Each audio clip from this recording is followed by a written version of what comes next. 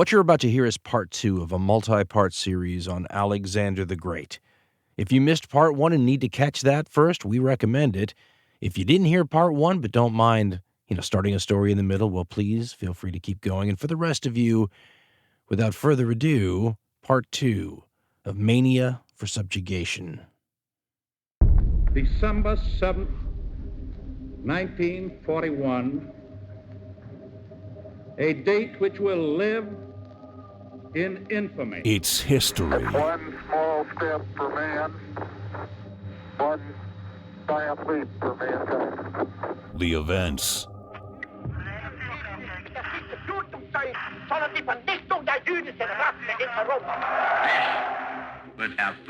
Not quite to the Moorish master. Let the word humanity from this time and The place. figures. I take pride in the words, Ich bin ein Berliner. Mr. Gorbachev, tear down this wall. The drama. Marine 6. Howard 2 has had a major explosion and what appears to be a complete collapse surrounding the entire area. I welcome this kind of examination because people have got to know whether or not their The president's a deep crook. questions. Well, I'm not a crook. If we dig deep in our history and our doctrine, and remember that we are not descended from fearful men.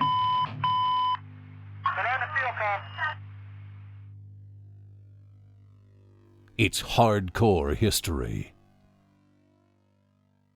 One of the things that I find terrifying about life is how fortune can just turn on a dime. And I think it's more of a cynical pessimist's way of looking at that sort of dynamic than an optimist. An optimist would say, thank goodness life can turn on a dime. You could, hit the lottery tomorrow, change everything, wouldn't it? So that's a certain kind of personality maybe, but I'm more of the person that just says, okay, gosh, just protect me from a bolt from the blue. That's a great term, a bolt from the blue. Protect me from something that just instantly changes my world and turns it upside down. Probably for the worse, right? And this bolt from the blue aspect of our existence is operating on every level, right? Your individual level, something can happen in your life. We are soft, squishy beings, and it doesn't take much for us to get hurt. I mean, so things happen all the time, right? Illnesses, things strike. A bolt from the blue in your personal life. But this works on the giant super macro scale too. Something happens and all of our worlds are thrown in a completely different direction as quickly as a billiard ball caroms off another billiard ball and changes its trajectory entirely. I mean, if you're old enough to have consciously lived through something like the 9/11 attacks, you know what that's like. That's wake up in one world, go to bed that night in a completely different world, and know it. I mean, Pearl Harbor was that way too, just to take a couple of American things, but this is so common. Every people on the planet can name historical bolts from the blue that had that same sort of an effect in their world. It's not uncommon at all, right? In your personal life, all the way up to global affairs. And in a lot of cases, we should remember a bolt from the blue that impacts global affairs can still be a bolt from the blue at ground zero on an individual level too. I mean, to just go back to the 9/11 attacks, we're all affected by the 9/11 attacks the minute it happens, right? Your sense of stability is upset. You don't know what's going to happen next. We're all a bit traumatized, but the families of people who died in the 9/11 attacks, well, they get all of that we get, and then they get the impact on ground zero in their family where they've suffered, a bolt from the blue, where the ripples of pain will continue to emanate in their individual world for a generation, 2 or 3, right? For 20-year-old Alexander III, right, the future Alexander the Great as we will know him, it's very possible watching his dad get stabbed to death publicly in front of a crowd of, for the most part, important people, to watch that from a few feet away, Well, that has the potential to be both those things, doesn't it? Because obviously you take out the most important person in the history of that region, if we're talking about sort of the great man theory of history, or the geopolitical king's conquest, politics, realpolitik and all that sort of stuff. You're taking out the most important figure potentially in the history of the region. If not, well, one of the top ones, certainly the most important during this time period. You take out this guy, you change the whole world. I mean, you try to find other people in history where it would have been this big. Well, what about Hitler in 1940? Not to compare the two in a moral sense, but I mean, you take out Adolf Hitler in 1940 or 1939, and you can't even fantasize on how things are different. And you could say the same thing about someone like, Franklin Roosevelt or Churchill, too. And no question, had those two died of a heart attack or something at the start of the Second World War, a bazillion things change in major ways. But those systems of diffused power and sorts of internal rules of succession and all that would have fared much better, right? The U.S. is just going to plug a different president into the White House. And it's going to be different, but in a lot of ways it's not. You take Hitler from the leadership position of Germany right at the start of the Second World War, and you can't even imagine what happens. And the situation in Macedonia when Philip II is murdered is much more similar to that. And it has to do with the fact that so much power is wrapped up in one person, right? And the system itself isn't really set up for what happens without that person. They've created this intricate web that really relies on them being the spider in the middle of it for it to all work. And you take the spider out, and then what do you have? So that is a 9/11 moment, right? The minute it happens, everybody watching it knows that everything has changed. They don't know how it's changed. And I get this sense after Philip's murder that everyone's walking around the way we were walking around for the next week after the 9/11 attacks. We all had like little swirls in our eyes, and we just couldn't believe or absorb what had happened. And it was like everyone was experiencing this at the same time. And I get the feeling that it must have been similar, especially in the area of the assassination, with the people who saw this. And one of them, of course, being Alexander. And I keep trying to figure out, because this is the side of the story where it's a 9/11 attack for Alexander also. Maybe even, again, more than for most people, because now he's in the spotlight in terms of the most likely person to succeed. But it's a personal one. It's Dad. Dad just got shanked in front of me. Do you get PTSD from that? Just wondering. And the reason I ask is because there's a couple of historians that have put forward the theory that maybe Alexander during his lifetime was suffering from PTSD. But most of the time they draw it back to the many horrific experiences he had in a career of personal combat. This would be at the very beginning, basically. But I mean, if I told you that some person on the other side of the room, whispered into your ear, hey, that poor guy, his dad was murdered in front of him, wouldn't you expect that this would be a monumental, milestone moment, negatively speaking, for that person in their life? Wouldn't you think they'd be visiting and getting some psychiatric care maybe for the rest of their life? Tie any major problems they have to that? Certainly you could say PTSD, right? Watching your parents murdered. I mean, that's a superhero origin story, isn't it? That's how you get Batman. But as psychologically dark as the comic book origin story of Batman is, right? Little boy sees his parents murdered in front of him by a criminal. As dark as that is, think about how much more sinister it gets. If the person who killed Bruce Wayne's parents, leading to the creation of the avenging Dark Knight that sometimes is a little bit psychologically unbalanced. If the person that killed Bruce Wayne's parents was Bruce Wayne, if he killed his own parents and that led to the creation of Batman, that's a even more psychologically dark and twisted tale, isn't it?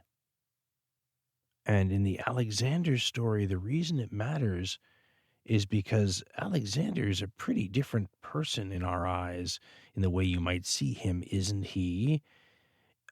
If he killed his own father, right? Can you get PTSD witnessing your dad's murder if you orchestrated it? That just popped into my head. But I mean, think about the way you'd see this guy differently. One version of him is a victim, sees his dad killed in front of him, had nothing to do with it, burns in anger against the people that did this, all that kind of thing, right? Legitimately inherits, basically, dad's Ferrari and everything else. The other version's seen through a more Menendez-like lens where Alexander is the kind of guy who'd whack his own dad, right? And it leads us to a basic thing I think we should bear in mind throughout this entire story. I want to think of each of us as a filmmaker. I'd love it if you would make the definitive Alexander the Great movie, right? And if you did so, you're going to run into times in this guy's life where it's a blank spot, or it's like a fork in the road. He can do this or he can do that, and you don't know which he did or you don't know why. A person like yours truly has the freedom to say, one historian says this or another person thinks that. But if you're making the movie, you have to just decide. You have to fill in the blank spots. And the way you do that leads at the end of your movie to a different Alexander than the person who's also making their movie but made different choices at the, 10 or 15 crucial spots in this guy's story where you don't know what happened. In the introduction to the landmark Aryan, which we're just about to introduce as a source in this story, Cambridge classicist Paul Cartledge explains that everyone's got their own version of Alexander because they fill in the gaps their own way and have throughout history, and it may account for why there's so many different versions of this guy. As we said, it runs the gamut from on one extreme, he's this philosopher king. On the other extreme, he's a drunken, genocidal butcher, and everything in between. Well, what accounts for that? Maybe how you fill in the blanks. Some people will come back to me and say, why even have a story like this if you don't know this much about the guy? But there's a lot you do know about the guy. So it's one of those deals where, and it's ancient history, where you just sort of have to piece together what you can. And as we said, there can be different end results. In your movie, do you decide he killed Philip? Or do you decide he didn't? That's a key difference right there. And this is perhaps the first major moment in his life where we run into one of those things. But the next stage of what happens is also unknown. The stage where he goes from watching his father bleeding out in his supposedly white tunic there on the ground to the time when he becomes acknowledged as king. Because as we said in the first part of this show, that is not a given in the Macedonian royal world, and apparently anyone who's got a connection sort of to the royal family bloodline can somehow plausibly be inserted into the job, and it's always been something that outside powers used to keep Macedonia divided. They'd find an outsider branch of the Macedonian royal family and then back that person as a competing puppet sort of thing. So it's not a given that Alexander's going to get this gig. It would have been a given maybe a year or two before, but remember, there was this breach in the royal family, right? Philip marries this super young bride, supposedly for love. Then we have that story, which I love because it brings in what I like to call potentially the most important cocktail party in world history when, in a drunken Macedonian cocktail party, the uncle of the bride, Attalus, who will feature in this story momentarily, supposedly gives that toast, right, where he says, hopefully this will bring a legitimate heir to the Macedonian throne, while Alexander, the legitimate heir, is in the room, which leads to, are you calling me a bastard, throwing goblets at each other, and supposedly the moment where a drunken Philip gets up off his couch, pulls his sword and goes after Alexander, falls on his face, and Alexander utters that wonderful line, a variation of which is, look, everybody, here's the guy that's about to cross from Europe into Asia, and he can't get from one couch to another. Love that story. Who knows if that's true, but apparently this moment where Alexander and his mother flee back to the mom's home country people seem pretty sure about that. And of course, she comes from a place where the Macedonian sort of prejudice and bigotry, ironically the same sort of prejudice and bigotry some Greeks had toward Macedonia, sort of sees it as a land where there's, well, not hicks for sure, people who are just sort of, country bumpkins, but also sorceresses, magic, vampires, all those kinds of things, and sort of makes the case for what Attalus was saying when he said, we need a legitimate heir who's Macedonian on both sides, who won't go fleeing back to the land of vampires and sorcerers, when the going gets tough. But we know that Alexander did that, and that's a sign that there was some sort of breach in the family. This wedding where Philip dies was in part an attempt to sort of publicly heal that breach. So where do things stand when Philip's taken out, right? It's the unexpected moment. It's the 9/11 day where people are walking around with stars in their eyes going, what now? Everybody's in shock. And that's where sort of, how quickly you move in a situation like this. It's the last second of musical chairs games when the music stops and everybody sort of scrambles, and whoever can sort of amass the public support the quickest wins. And the reason you want to win in a game like this is because the losers often are just liquidated.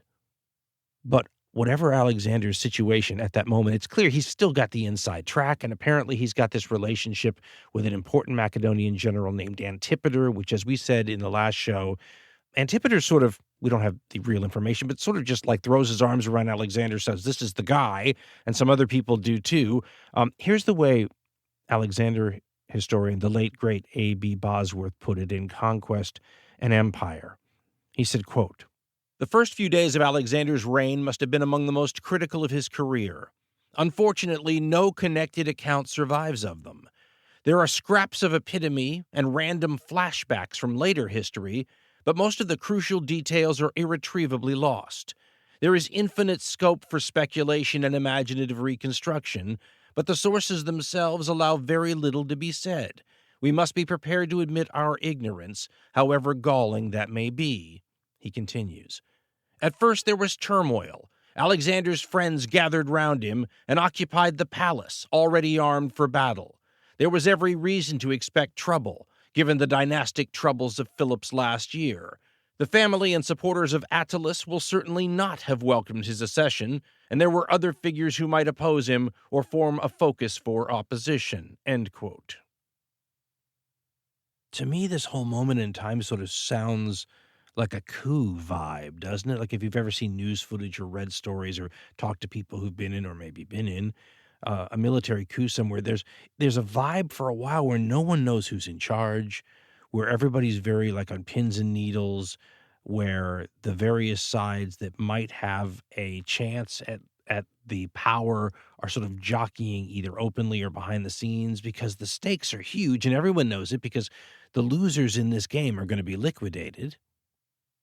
So when A.B. Bosworth says that Alexander and his friends arm themselves, run to the palace, which is sort of the seat of legitimate authority, so you're trying to sort of claim the ground around the throne, one gets a sort of a sense of an up-in-the-air kind of moment. And then the ancient sources don't give us timelines. They don't say 3 hours later or the next day. So no one knows. One gets a sense that everything happens really quickly, though. And I have a theory about this. And the theory is that there is so much invested right now in this expedition that's already started, right? We mentioned earlier, Philip and the Greeks have declared war on the Persians. They've sent 10,000 men there as an advanced force, which ironically is commanded by two guys, one of whom is Attalus. The other is his father-in-law, Parmenion. So this is going to get a little family-oriented in a second. But when you have to think of I had a professor who tried to get me to think about this all the time. Think about the stuff that's going on that you know is going on, but that no one has to tell you is going on, right?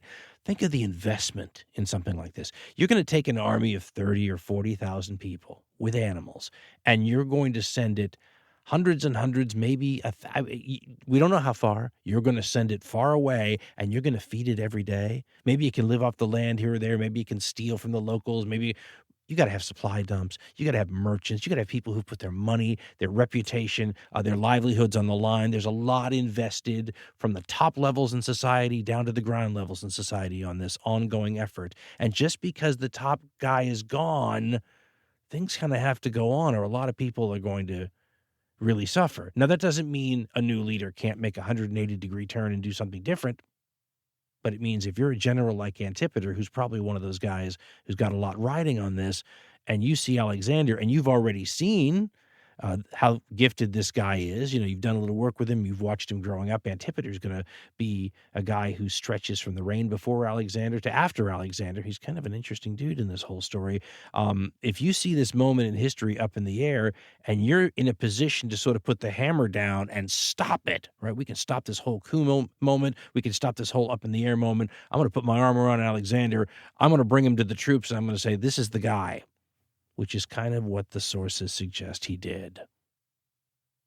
And before you know it, the sources have him out there as the king, involving himself in affairs of state in that royal role. We don't exactly know how we get from one place to the other, but there you go. By the time he takes over, he's got all kinds of challenges because, as you might imagine, the news that Philip II has been assassinated spreads like a shockwave. And I compare the difference between the way news is today and the way information travels and is picked up on the receiving end to the way it traveled back then.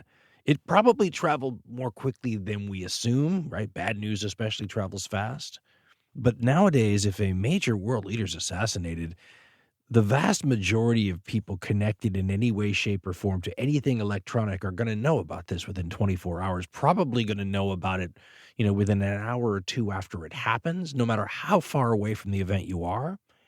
But like in this time period, any news would have had to have spread by horse or foot. I think about it like a nuclear explosion where ground zero happens, where Philip is assassinated, and then emanating from that spot in a circular sort of pattern is the shock wave. And the shock wave is the news. And the news hits, close to Macedonia first and radiates outward. And different places receive this news at different times. And the minute they receive the news, whatever damage or destabilization or good things is going to happen from that news happens then. So think about like a tsunami and how the tsunami will radiate outward from the earthquake and hit different beaches at different speeds and different times. So this news might reach Thebes before it reaches Athens. But when it reaches anywhere, Persia, for example, it has whatever destabilizing or, good effect it's going to have. In this case, what's bad news for Macedonia is great news for all of the people Macedonia dominates. And as soon as they get that news, they react to it. And generally, the reaction is one of joy and opportunity. I mean, take Athens, for instance. I love Athens, as everyone does, because they kind of remind us in some ways of ourselves, right? The best of them and the worst of them are kind of the best and the worst of us. And, when it's philosophy and culture and learning and art and all these kinds of things, you justifiably sit there and go, God, this is great. Aren't we an amazing, height of society? And then you look at their cravenness and their corruption and their gluttony and they're just the best and the worst of us, right? And you see it on display here because, remember, these are a people who just told Philip II hours from his assassination in public, the emissary saying, if anybody were to try to hurt you, they couldn't get any sanctuary in Athens, send them right back. And now when the news hits Athens, there's an entirely different reaction to that. And by the way, Demosthenes, who, if you're looking at this from an Athenian perspective, is a little like a Jedi Knight fighting to keep, the old republic stable to the Darth Vader threat that he's been fighting against for more than a decade, and now Darth Vader's dead. When the news hits Athens, Demosthenes has already heard about it. Sources from the ancient world say he had a spy in Macedonia, and the spy gets to Demosthenes before the news gets to Athens that Philip is dead, and he breaks his period of mourning over his dead daughter, where you're supposed to sort of dress down and sort of seclude yourself, not take part in politics or public affairs, and boom, he's out of the house, dressed to party, it sounds like, flamboyant clothes, telling anyone who will listen that he has had a dream that Athens is about to be blessed with something wonderful. And then the news hits that Philip is dead and Athens explodes in a good way. If you're looking for something fun to do on an evening in Athens and you're a nice teenager, say, what's going on in town? Well, the party starts as soon as the news hits, as soon as the shock wave from the nuclear explosion hits.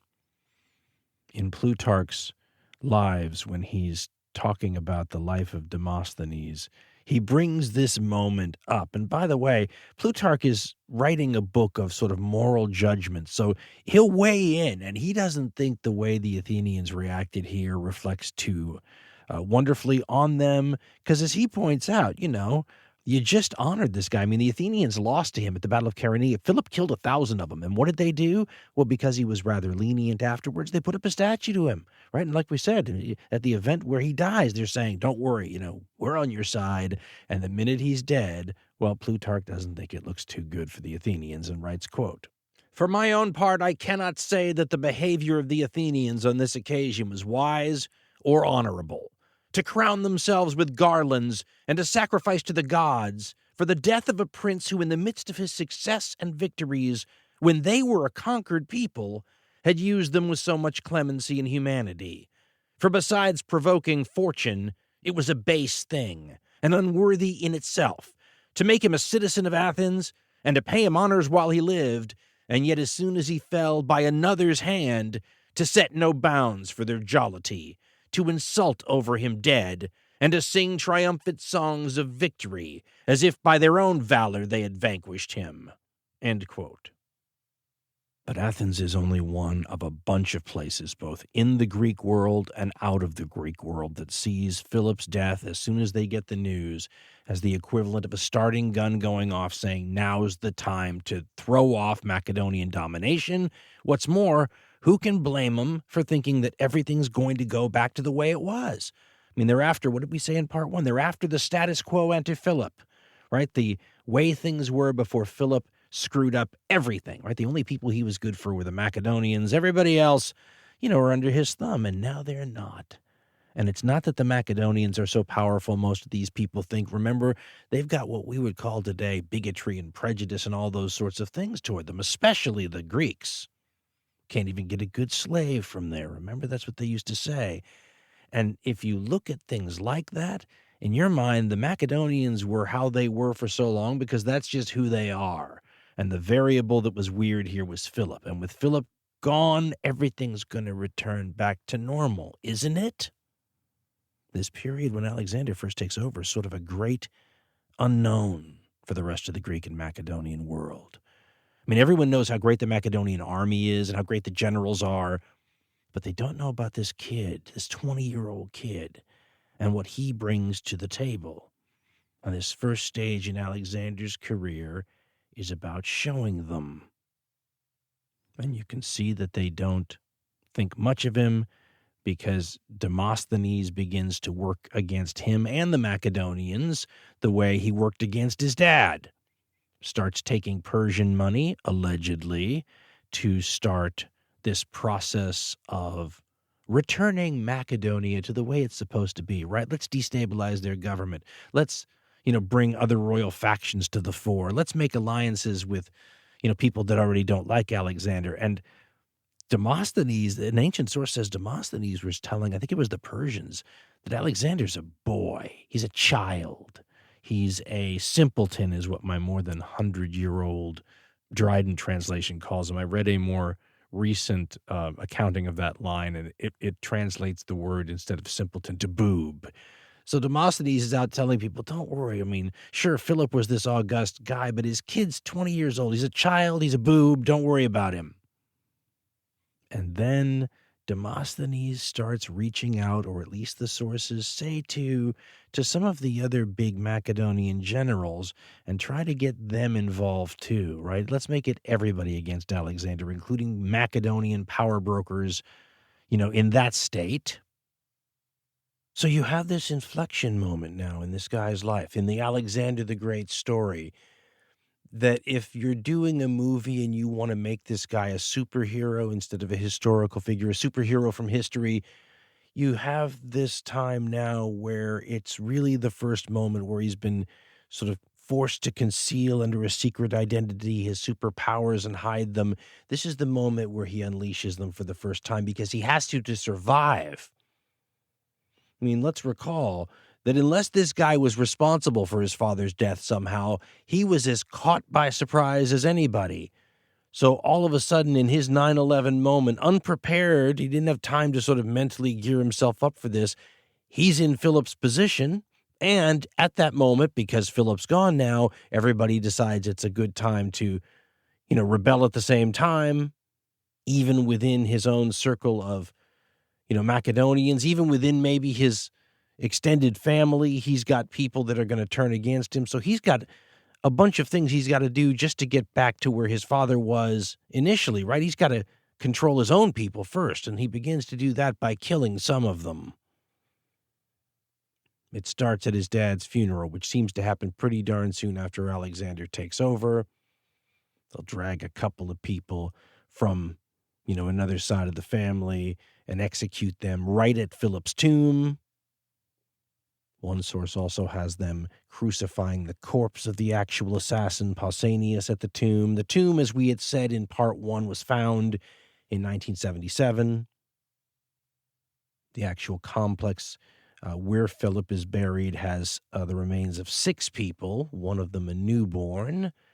And we said in part 1 that tomb 2 is most probably where Philip is, because I'd read a lot that said that. And then, of course, in December 2023, a Journal of Archaeological Science article made a pretty darn good case that he's in tomb 1. And the reason why it matters is because, if you're analyzing the remains in these tombs to decide how tall someone was or reconstruct their facial features or whatever, if you're studying the wrong remains, well, you're getting the wrong information, aren't you?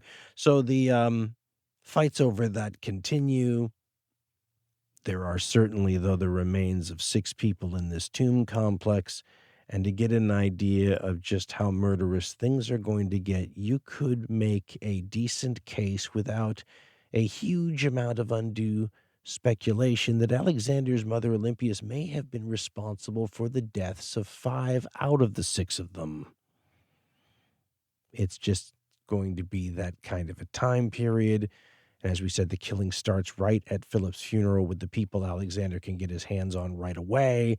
And he's going to reach out and go after the people that are too far to get instantly by sending out contract killers to get them. One of those people is Attalus. Attalus would have had to have believed he was on the hit list anyway, don't you think? I mean, when you insult the future king by essentially calling him a bastard at that cocktail party in front of everybody, and then that guy becomes the king, I would think you'd be thinking that your life was forfeit, and you might be looking for any way out, right? Put yourself in his shoes. The good news, if you're Attalus, when Alexander becomes king, though, is you're not there. You're in modern-day Turkey, as we said, with the advanced force, and the only other general that could be a check on your power there happens to be your father-in-law, your wife's dad. So, at least you're safe there, right? And you got 10,000 Macedonian soldiers with you. Good position to be in. The Greeks and Demosthenes are reaching out to you and want your help. Well, if your life is forfeit anyway, if Alexander gets his hands on you, wouldn't you listen to some offers?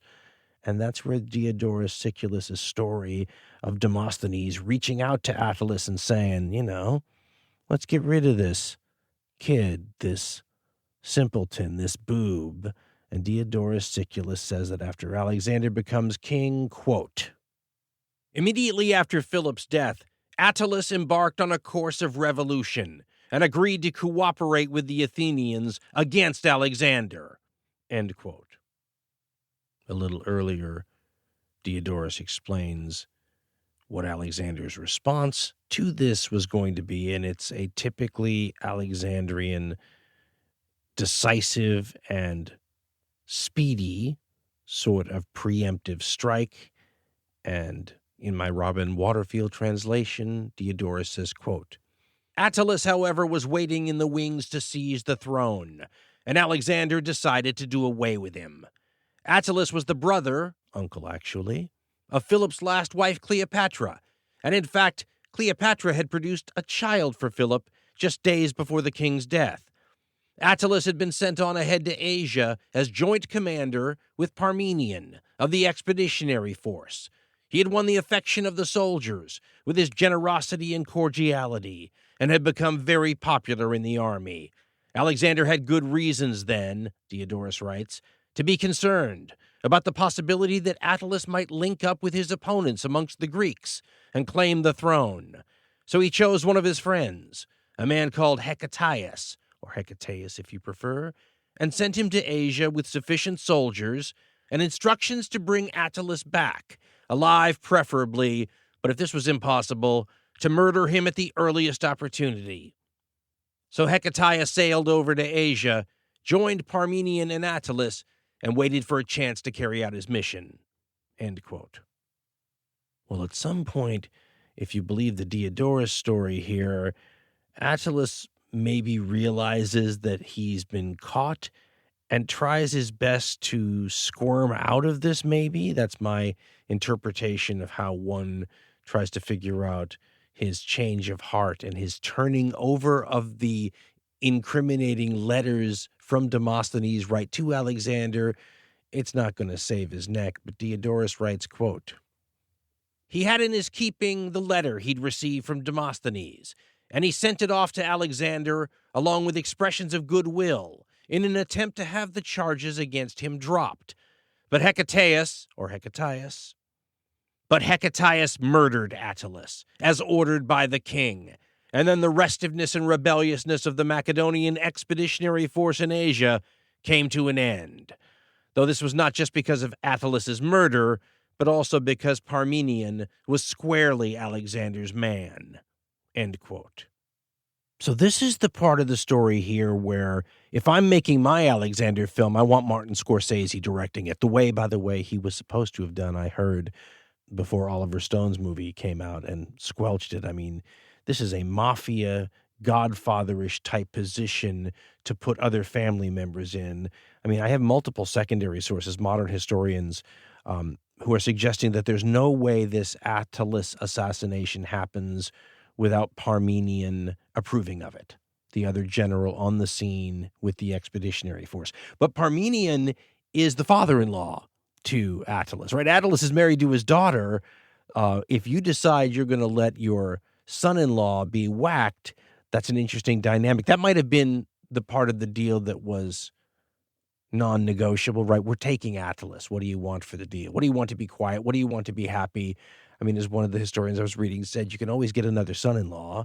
And after Attalus is taken out, some of Parmenion's family members do get some plum sort of promotions and positions. So if one is trying to make their own movie and this is part of that gray area you don't know enough about, you could conjure up all sorts of deals that might be made here to make a, non-negotiable problem go away and everybody sort of walk away with pretty good consolation prizes. And Attalus isn't the only one who gets whacked.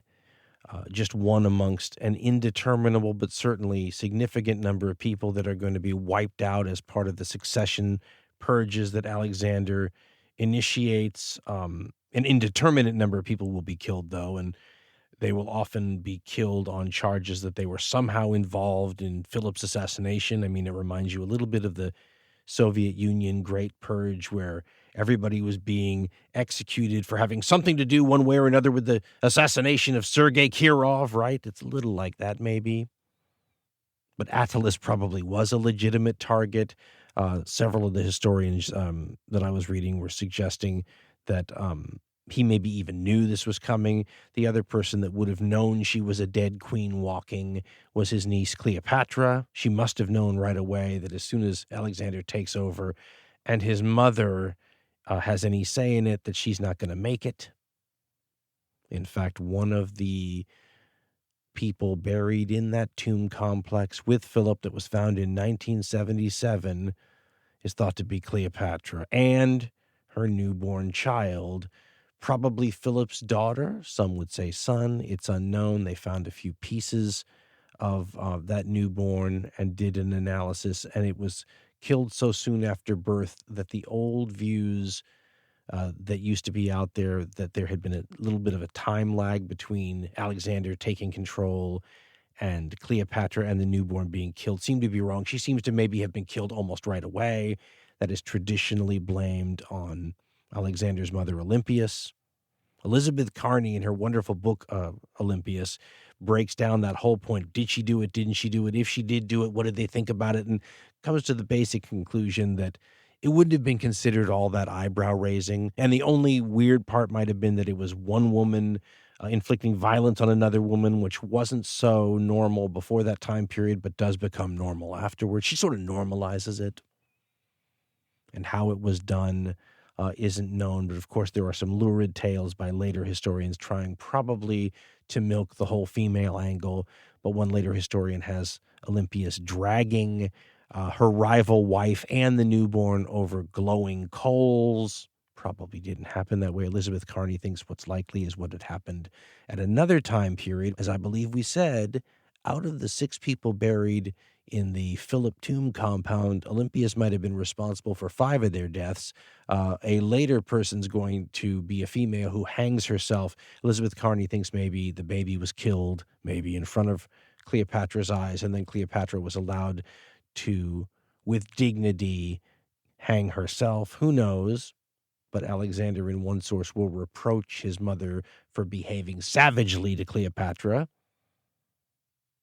Now, just to point this out, because I didn't want to have it go unnoticed, Alexander's been king all of 5 seconds, and we already have one of those fork-in-the-road moments where you kind of have to decide what you think happened, and that's going to influence the way you see this Alexander figure. I mean, if he ordered the death of his dad's last wife and the newborn, he's one kind of guy, right? If he looked the other way knowingly and let his mom do it, it's another guy. If he didn't want to kill them at all, but his mom got to them first and killed them, it's another guy. So as he has control or responsibility over some of these outcomes, right? History may be difficult to determine motives and reasons and exactly what happened, but you can say things like, well, all of a sudden they died and everybody talked about it. Okay, that's an outcome you can get your mind around, your arms around. It really happened.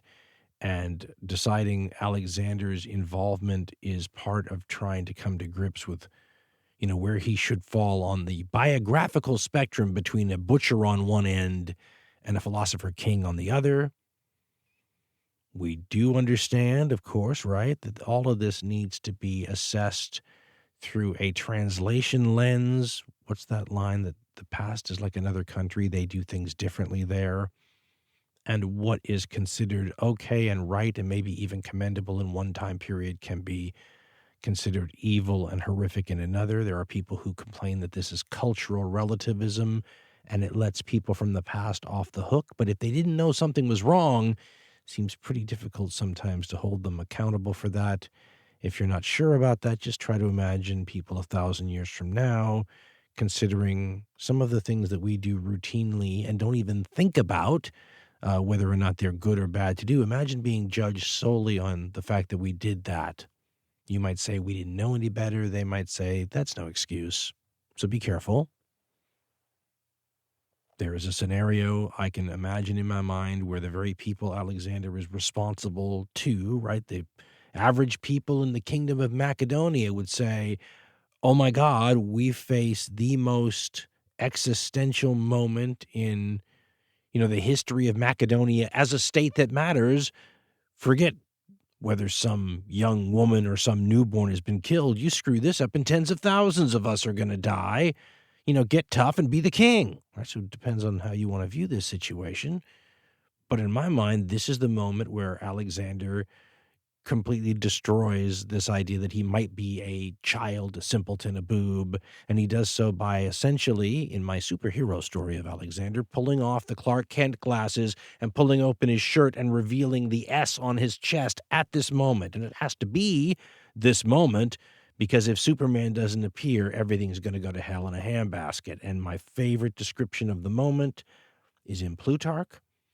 And I have a book that I'm enjoying quite a bit. It's not really a book. It's a compilation of sources called Alexander the Great, Historical Sources in Translation. And they have a newer version of a Plutarch translation that I don't have. Just passages in it. But one of the passages is this key one that describes, this crisis moment in the Superman film where Lois Lane's about to fall off the building and he's got to just, become Superman at this moment to save the day. At least if you're looking at it from a Macedonian viewpoint. If you're looking at it from like an Athenian or Theban viewpoint, this is when he becomes Darth Vader. And Plutarch, from the Ziegler translation, says, quote, "And so at the age of 20, Alexander took over the realm, which was in every quarter fraught with bitter jealousies and deadly enmities and dangers. For the barbarian tribes who were his neighbors would not accept their subjugation and yearned for the independent kingdoms of their ancestors. In addition, although Philip had defeated Greece in armed conflict, he had not had sufficient time to completely subdue and tame her. All he had done, in fact, was bring change and confusion, and then, with people unused to the new circumstances, leave behind him a state of restlessness and turmoil." End quote. Now, this is where Plutarch sets up the moment. He has these, and who knows if it happened this way, he has these hard-bitten Macedonian generals, the guys who were his dad's generals, who helped conquer all these people in the first place, caution that he needs to be careful. There's a lot of moving parts, a lot going on. Maybe we need to be conciliatory over here, give a little over there. It's a strategy one could see Philip being okay with. What did we say about his sort of tactics? He was a kind of by any means necessary guy, right? He didn't care. There was no chest pounding if he could get something with money, for example. Alexander's not going to be that way. For Alexander, the way you do things is part of what matters, and Plutarch has him essentially waving off the advice. Remember, a 20-year-old kid, been king for 5 seconds, waving off the advice of the professionals and saying he's not going to do it that way. And Plutarch says, quote, "The Macedonians were fearful of this predicament and felt Alexander should completely abandon the Greek situation and apply no further pressure there. They thought he should use gentle means to bring back into line the barbarians who had defected and use conciliation to check unrest at its first appearance. Alexander, however, started from a position diametrically opposed to this.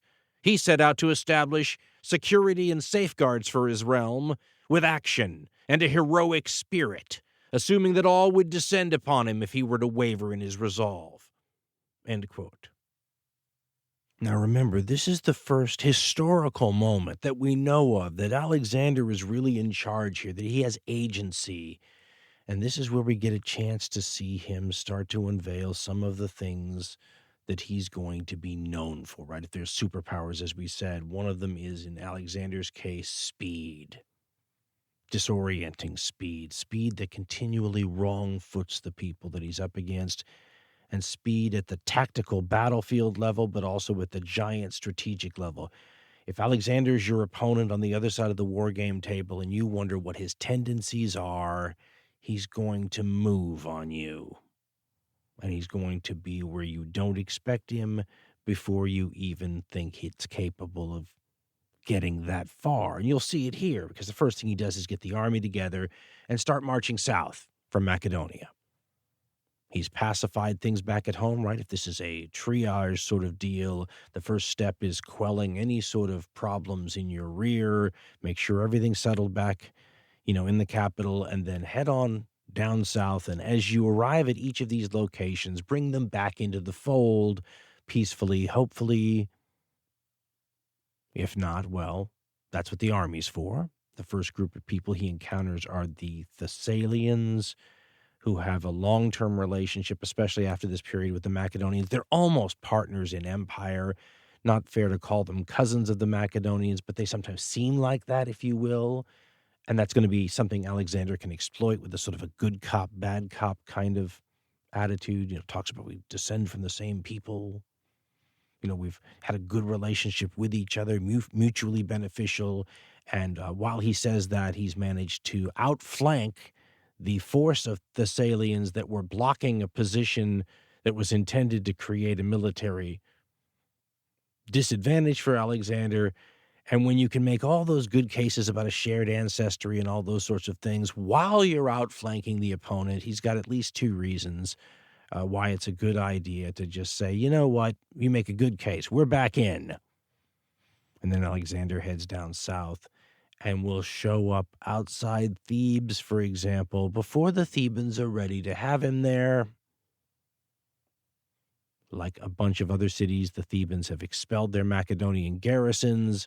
They're sort of rethinking that earlier deal made with Alexander's dad. And when he shows up with the army in battle array, with their armor on, outside Thebes, the sources say, this is the equivalent of coming into the negotiations with Thebes. And just, once again, there's a little mafia style to this whole thing. A sort of an understated, murderous intimidation sort of an air, but, done in a classy sort of way, where you walk into the negotiations and you just place the handgun on the negotiating table, look up, don't acknowledge its existence at all, and just start talking turkey about the deal. Everybody knows the gun is there. Everybody knows what it symbolizes, but nobody has to be as gauche as to draw attention to it. The Thebans get the message, and they give in. The Athenians send a delegation to say, oh yeah, never mind the money that Demosthenes was providing to the Thebans to resist you. We acknowledge you as the head of the organization again. And in sort of a quick chain of events, Alexander will move on to Corinth, the actual, sort of the seat of this organization his dad created, and everybody who was in the original organization, with the exception of Sparta, which wasn't in the original organization, will pledge that Alexander basically takes his dad's place. The original deal of going back and paying the Persians back for what the Persians did to the Greeks 150 years previously is still on. Everybody's in, business as usual. It's during this time period when Alexander has two stories that fit into the timeline of his life that are traditionally a part of the Alexander canon. The first one is that while he's down here, he goes up to the oracle at Delphi to talk to the priestess and get a prophecy.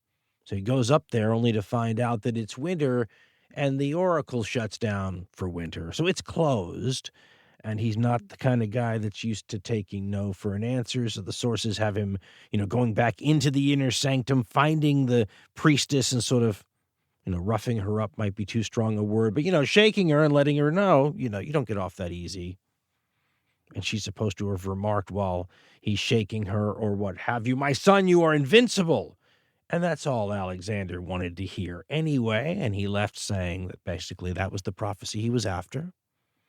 And the other story that happens while he's down here, while he's in Corinth specifically, is this alleged encounter with the famous Cynic philosopher Diogenes, the guy who was always in search of a good man, who believed in sort of the virtues of poverty and would sleep in a barrel naked. Not the kind of guy you would expect an up-and-comer in the geopolitical glitterati like Alexander to be, fascinated with. But again, this is maybe part, if we're going to do it this way, of looking into trying to figure out who this guy might have been inside, if this is the kind of person he admires. And the story is that he comes upon Diogenes with a few of his men, and he's just watching him laying in the sun, expecting to be noticed and not being noticed. And finally getting a little antsy, he breaks the ice by saying to this philosopher that he admires, "Is there anything I can do for you?" To which Diogenes replies, "Yes, you can move a little. You're blocking the light." Alexander's men were not thrilled with this answer and got agitated, to which Alexander responded, maybe tellingly, that he was good with it. If he were not Alexander, he would be Diogenes. Interesting line for a guy to make. Want to switch places with the dude with no clothes living in a barrel. It's an interesting connection to the man when we start to try to find little clues as to what he might have thought, who he might have been. I'm reminded of a story that Mick Jagger, who went to the London School of Economics, had told an interviewer once, he imagines occasionally what his life might have been like had he gone into economics instead of rock and roll. Maybe it's a common thing to think about it. Maybe Alexander was thinking, listen, if it wasn't for this, global geopolitical conqueror sort of thing I've kind of been born into, maybe I would have been a cynical philosopher like Diogenes, naked in the sun, not a care in the world, little beatnik-style peace man kind of alternative, no responsibilities sort of way of looking at the world. But that's not to be for Alexander. He had a lot of things to do, and the next thing on the list is to take his army back up to Macedonia and prepare to go north. This is going to be triage task number 3, right? Triage task number 1 is settle things at home. Triage task number 2 is, reestablish this league of the Greeks that your father put together for this invasion of Persia. Triage list element number 3 is cow the various tribes to the north and northwest of Macedonia so they don't get uppity while you take the army far away from home. And while it may not seem like a big deal, right, Alexander taking this greatest army in the world, probably up north to deal with a bunch of tribal peoples, we should note that this is probably the first time Alexander is going to have ever commanded the army as the king in combat. So for a guy who's going to make his historical bones being known as a person who belongs on a top 10 list, and a lot of people have him at number 1 of greatest military commanders of all time, noting the first time he does that as the king might be apropos, so we're doing it. Of course, he's supposed to have commanded the army when his dad was gone and he was the regent. He was also for sure commanding a wing at Chaeronea under his dad in earlier battles, but this is the first time he's acting as the guy who's going to be the conqueror. This is conqueror battle number one, I guess you could say. And this is where some histories kick in, because it seems like a likely place to start the story if your main focus of the story is the military stuff. And that brings me to a source that we're going to be able to use now that's really going to flesh out what we've had up until this time. From this point on, we get Arrian, the Roman era writer, another Greek like Plutarch, writing in the Roman Empire. Arrian is amongst a very small group of ancient historians that have come down to, we in the modern world, that deals with Alexander's life and times. And because of that, as we said in part one of this discussion, the rarity of the info out there means that what you have left is sort of exalted in importance. And Arrian is a perfect example of that. His outsized influence probably has a lot to do with the fact that we sort of have always had, and a lot of people before us too, a sort of slightly positive default position on how we feel about Alexander. Arrian is not the sort of source that the people from the Alexander was a butcher school of fandom like very much, because, well, he's very upfront about who he uses as his sources, and they're not the kind of people that are going to give you all the bad stuff. They just aren't. I do love the little things that we can sort of maybe glean, and full disclosure, I'm not qualified to glean some of this stuff, but I sure read a bunch of people who are, and I was reading some of the introductions to some of my Arrians and other books, and they're diagramming a bunch of this sort of material for me. But Arrian feels the need at the beginning of his history to justify writing it, because the market is already saturated, apparently, with Alexander's stuff, which tells you some things. First of all, it tells you that there's still a huge demand for it 400 years later. Alexander's a star. This is where the era where he gets the title the Great. The Greeks didn't think of him as great necessarily, but the Romans, they like that stuff, man. Conquering and empire building, and it plays well, and the emperor always loves that stuff. A lot of emperors liked Alexander, and it's easy to see why. But that's partly what makes Arrian so useful to us, is he's focused on the military stuff, which the sources we've been using up till now really aren't. So he gives us a different side of things. We get a chance to see why, in a military sense, Alexander's supposed to be so good. Give us some specifics. Arrian does. He is a good person to be doing this for us because he has a military background himself, commanded troops in battle. He's a man of some distinction during his era. And let's be honest, the way technology in the ancient world in military affairs worked, a commander like Arrian in the Roman imperial period would be subjected to most of the same physics of the ancient battlefield limitations and constraints that a guy like Alexander would have been. In other words, they would have understood each other's warfare pretty well. And we don't have the sources that Arrian 400 years later was able to get his hands on to get his information from, but he sort of acts as a sort of a spiritual channeler, bringing back information from a time period that we've lost access to. Arrian says the two people he used for most of his information was a guy named Aristobulus, son of Aristobulus. I think today we would just call him Aristobulus Jr. And another guy named Ptolemy, son of Lagos. Both of these men wrote histories of Alexander, and both of them seem to have done so, I was reading, later in life, so quite a bit of time after the events, because they both lived to be pretty old, I guess. Ptolemy for sure. They're wildly different sources, though, in terms of quality. Aristobulus, I had to look a bunch of stuff up because he's a harder guy to figure out how close he was to Alexander.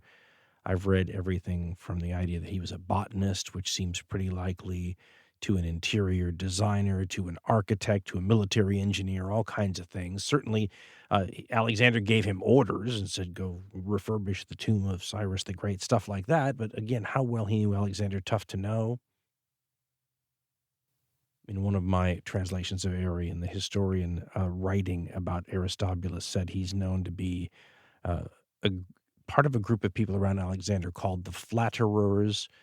And another thing that I read about him compared him to sort of like a courtier, like a person around the king or the queen, And, you think about like someone around Princess Diana who was her tailor or something, and those people go one of two ways after the sovereign's dead. Either they chase the, gossipy National Enquirer book market and spill all the beans, or they become this figure that's revered by people for sort of keeping the faith and not turning on their former, master and that sort of thing. And it seems like Aristobulus is in that camp. And historians who point out that he's a reliably positive source, even when compared with other accounts of certain events, and he always gives the most positive spin. There was a specific account of him downplaying Alexander's alcohol use at one point, and all I could think of was someone who had the job of being like the, sort of the media representative or the publicity agent for the king. And, he's found dead drunk in an alley by the ancient version of the local media. And he has to basically say, what do you mean drunk? I mean, it's jet lag. He's tired, that kind of thing.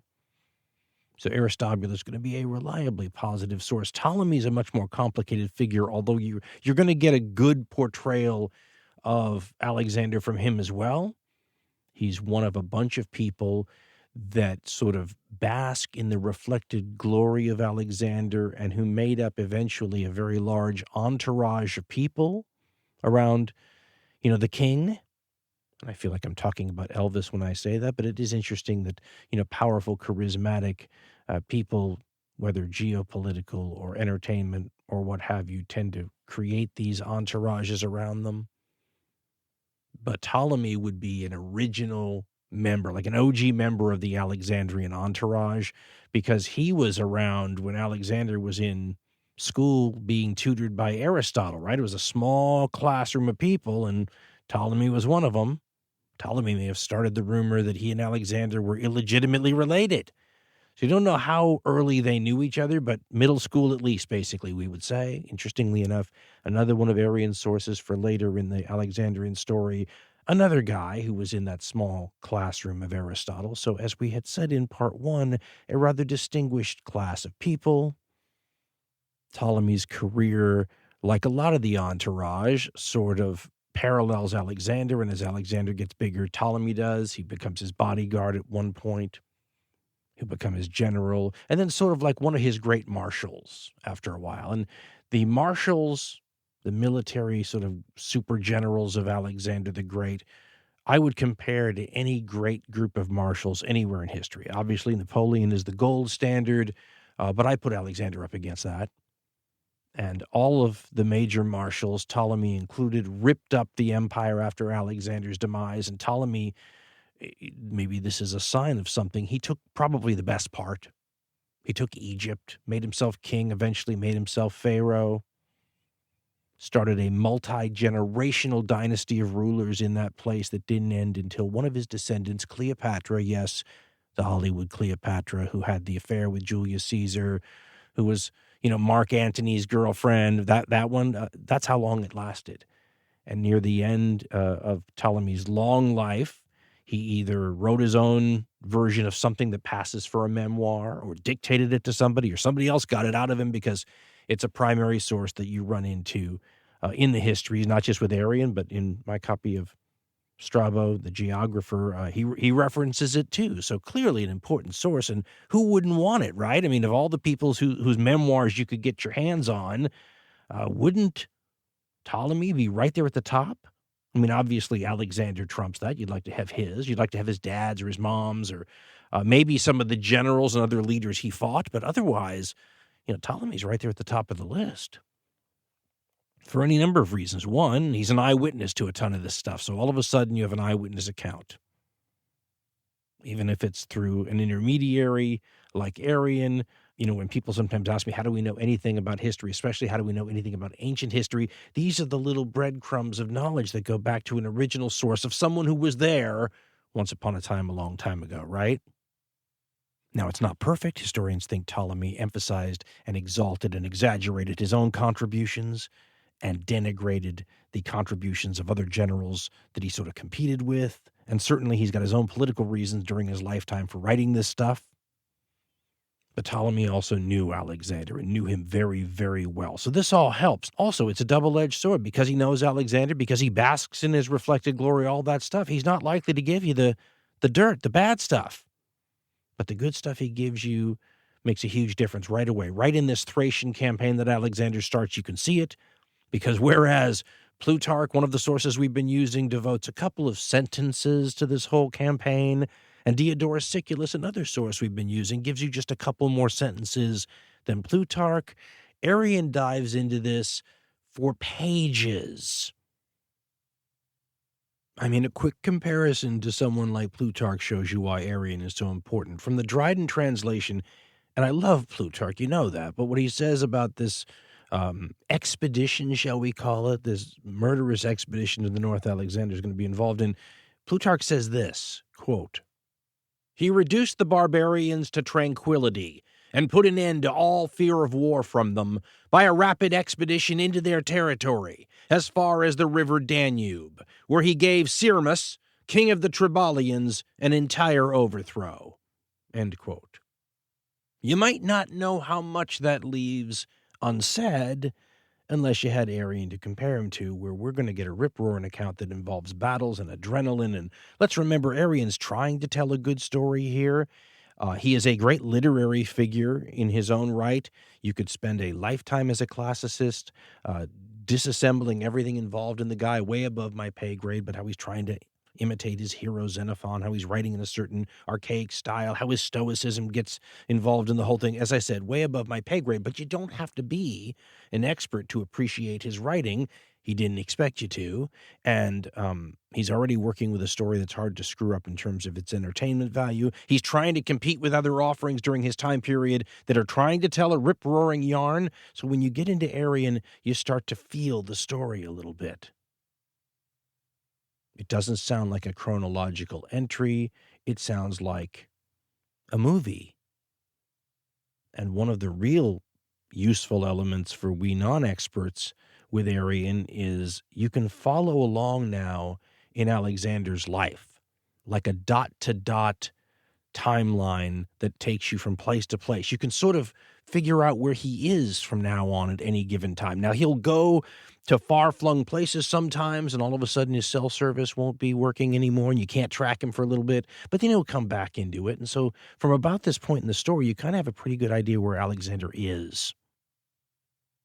In the spring of 335 BC BCE, Alexander's in the strategically vital northern city of Amphipolis, preparing to launch a strike northward.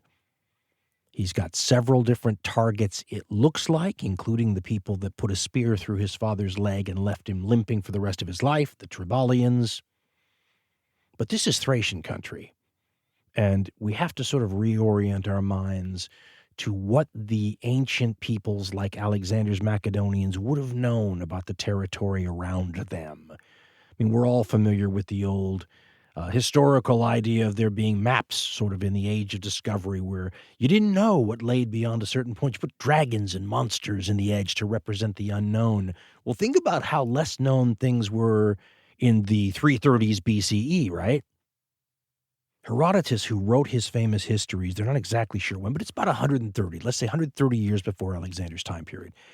Herodotus, who went everywhere and who talked to everyone about what lay beyond the horizon when he couldn't get there, he doesn't know what lays beyond the Danube. And the Danube is sort of Alexander's goal here. A lot of historians think he was trying to conquer to the Danube, which is about 100 or so miles, it sounds like, from beyond his current, they're not really borders, but let's call it area of influence or domination even. But in Herodotus' time, he doesn't know what lays beyond the Danube, and he wonders if there's any people there at all. He thinks it may be depopulated. He only knows of one tribe there, and he mentions them, and then he talks about their customs, and they sound like a steppe tribe, a Central Asian, horse archer people, which that area actually had anyway, so chalk another one up to Herodotus probably being right about something. He did talk to Thracians and asked them what lay beyond the Danube, and he says they told him you can't live there because it's absolutely infested with dangerous bees, which Herodotus did not believe, he said. But when you think about it, the fact that it was infested with horse archer peoples and tons of swarms of these horse archers, maybe the Thracian was speaking in sort of metaphorical terms, right? Swarms of dangerous human beings on horseback with endless arrows, right? Herodotus doesn't believe the bee story because he thinks they'd freeze, and he thinks frost and cold is probably the reason that past the Danube there are no more human habitations, as he says. Herodotus does know a bit about the Thracians, though, and in my Andrea L. Purvis translation of Herodotus's histories, this is what he says, quote, "The Thracians are the largest nation in all the world, at least after the Indians. If they could all be united under one ruler and think the same way, they would, in my opinion, be the most invincible and strongest of all nations. But that is impossible. It will never happen, since their weakness is that they're incapable of uniting and agreeing." End quote. The way I've heard it sometimes phrased is that the Thracians would have conquered the world, but they enjoyed fighting each other too much. The books that you can find on the Thracians have compiled all sorts of adjectives and things from the ancient sources that describe them. And of course, they get the typical bigotry and prejudice that all so-called barbarians get from the, sophisticated, sniffy writers in the places like Athens and whatnot. But let's be honest, if you actually are headhunting, they're going to make some noise about how that's not a very civilized behavior, although they do it themselves when they want to. The Thracians are supposed to have red hair and green eyes, but that's from a very limited number of sources, so take that with a grain of salt. They are supposed to be high-spirited, drunken, not too smart, headhunters, tattooed, most dangerous. I think it was Thucydides that said most dangerous. He said, like all barbarians, when things are going their way on the battlefield. They are famous warriors that were used and in high demand as mercenaries for centuries. I think it was Xenophon that said they were best used for executions and massacres and things like that. And actually, during the Peloponnesian War, did massacre a whole town. No one knows how many Thracians there were, but some people have estimated up to 1 million as a population. And it's interesting to try to figure out what we even mean when we say Thracian, because I looked the other day and saw that currently there's thought to be some 200 or so Thracian tribes. I have a book from 25 years ago that thought there were only 40 back then. So it shows you how many tribes are being classified as Thracian. But what are these people? 150 years ago, they would have called it a racial or an ethnic group. Maybe ethnocultural would be a more modern term, because some of these people maybe aren't related by DNA at all, but are using the same sort of pottery or tools or fighting styles or weaving styles. The Thracians are one of the great big cultural groups north of Greece. And by the way, if you look at a modern map of Greece and you look at every territory that touches it in the northern sort of circle, all those areas during this time period are occupied by hundreds and hundreds of tribes, which makes it extremely difficult to forge relationships with and peaceful coexistence, because it's like dealing with all these different governments.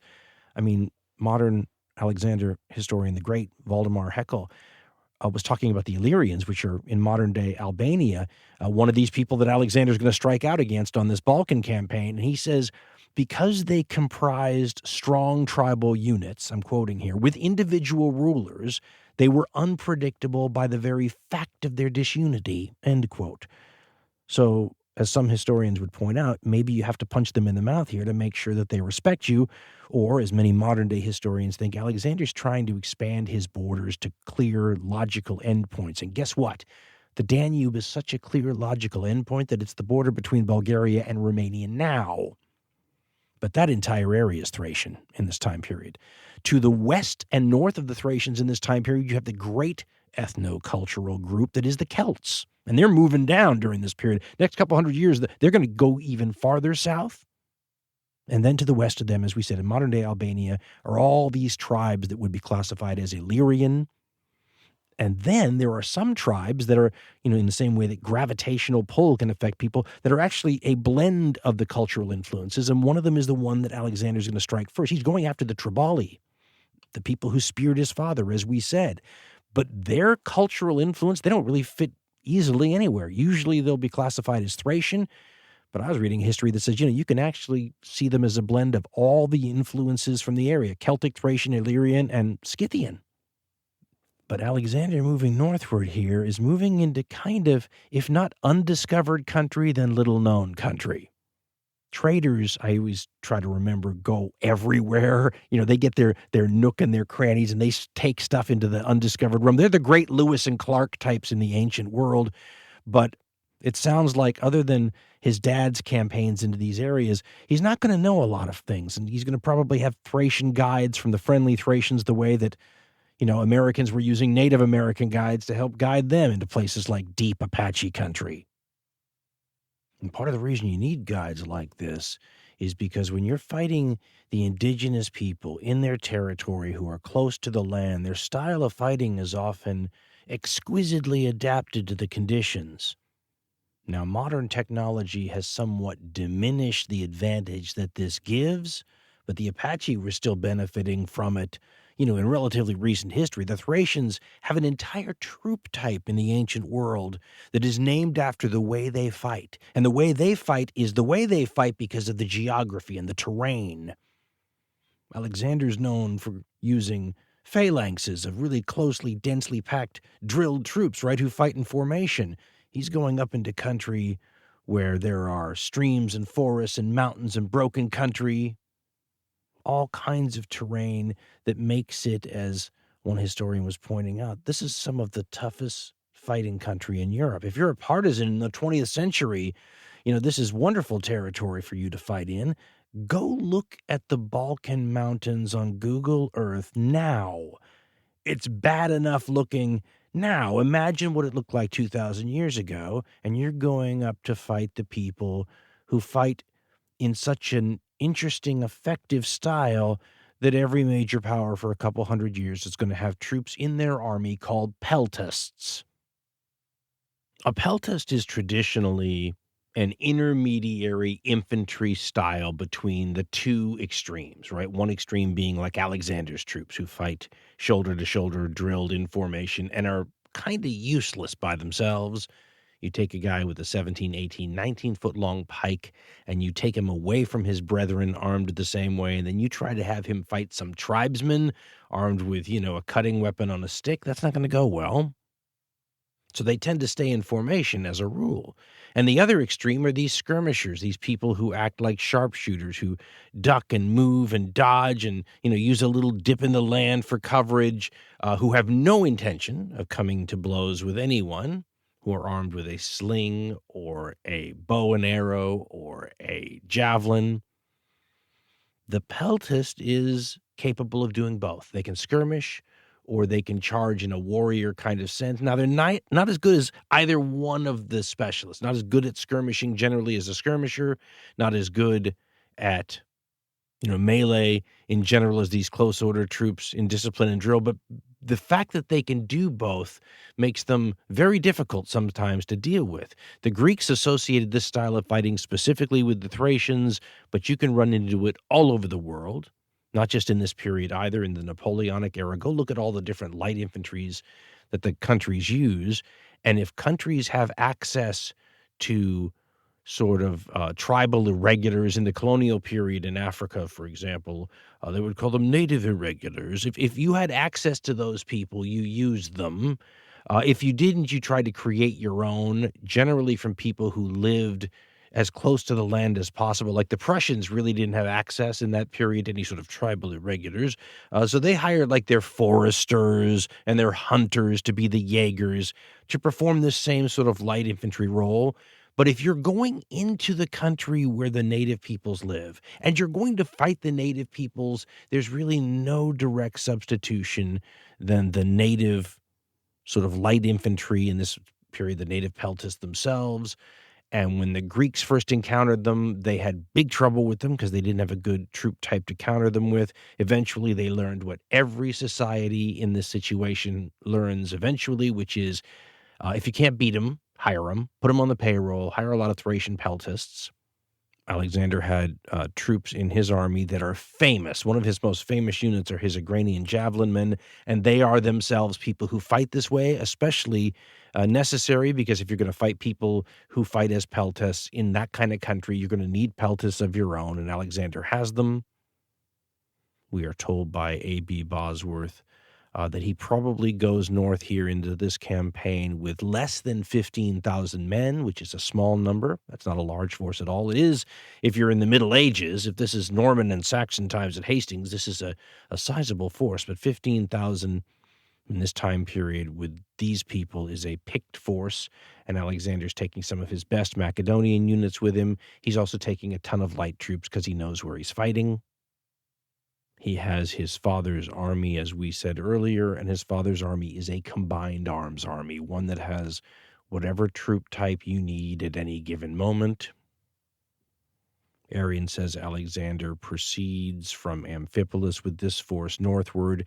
He has organized, this is very typical Alexander also, he has organized a fleet which is going to move up along the coast to the Danube River, and then we'll move up the Danube, and the fleet's job is to meet him at the destination with supplies. So, as we said earlier, this is not some willy-nilly endeavor.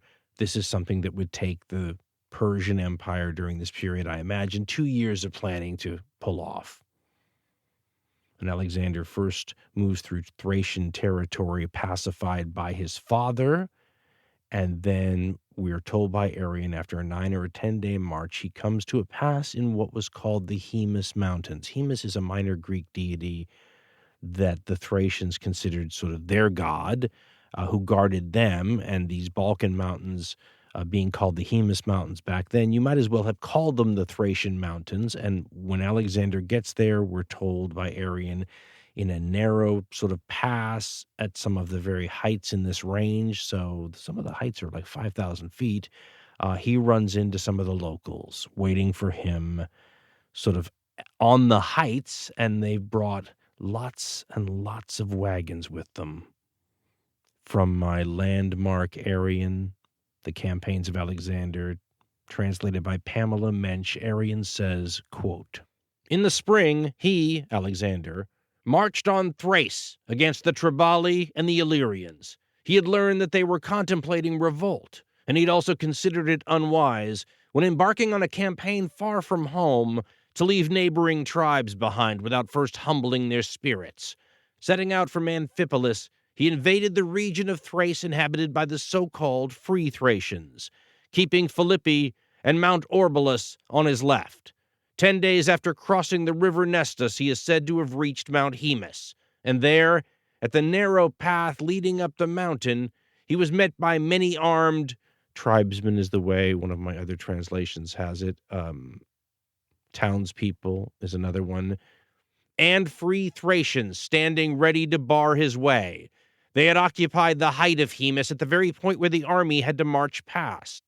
The tribesmen had brought a number of wagons together to form a barricade from which they could defend themselves if they were pressed hard. They also planned to send the wagons down against the ascending Macedonian phalanx at the steepest part of the mountain, thinking that the more tightly packed the phalanx, the more forcibly the wagons, as they hurled down, would disperse it." End quote. So Peter Green, the great ancient historian, writing in around 1970, says that this is the first time you get to see Alexander's genius demonstrated. Like, what's he going to do about this? And Green, in his famous Alexander of Macedon biography, writes, quote, "One of the qualities which most clearly distinguishes Alexander from the common run of competent field commanders is his almost uncanny ability to divine enemy tactics in advance. Some of this may have been due to his first-class intelligence service, but at times it looks more like sheer, brilliant psychological intuition. Anyone else," he writes, "would have assumed very reasonably on the face of it that the Thracians intended to use their wagons as a stockade and fight behind them. Alexander, however, knew that their favorite battle maneuver was a wild broadsword charge, and instantly deduced what they planned to do. As soon as he and his men were into the narrow section of the gorge, these wagons would be sent rolling down the slope, shattering the Macedonian phalanx, and before its demoralized ranks could close again, the Thracians would charge through the broken spear line, slashing and stabbing at close quarters, where the unwieldy sarissa, the long pike, was worse than useless." End quote. Well, what was that line? Thucydides said, right? They're at their most bloodthirsty when things are going their way. That's when I'd be most scared of them too, wouldn't you? Coming through your broken ranks, slitting the throats of people, and falling upon, your terrified Macedonians with their barbarian, intensity and frenzy. I mean, barbarians are scary. Tribal peoples to settled society peoples always seem kind of scary.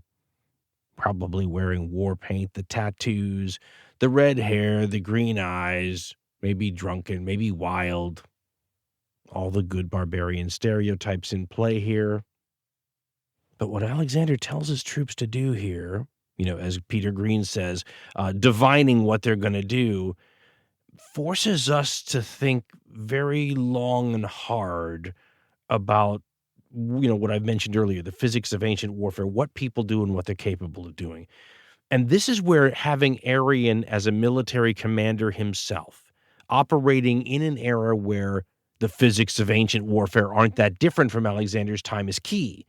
Because he's going to tell us Alexander does something that I wouldn't believe possible, but if it were fiction, Arrian would have known it was fiction, because he would know people can't do this. This is impractical. This is impossible. This is unlikely. And he would say this in a way that made us understand it. Arrian says that Alexander's answer to this tactical dilemma he runs into is to tell his men that when the wagons come tumbling down the hill, if you can get out of the way, just break formation and hide. Get under cover, avoid the wagons. And they're more like light carts, I think, so we should think of them that way. But there may have been hundreds of them.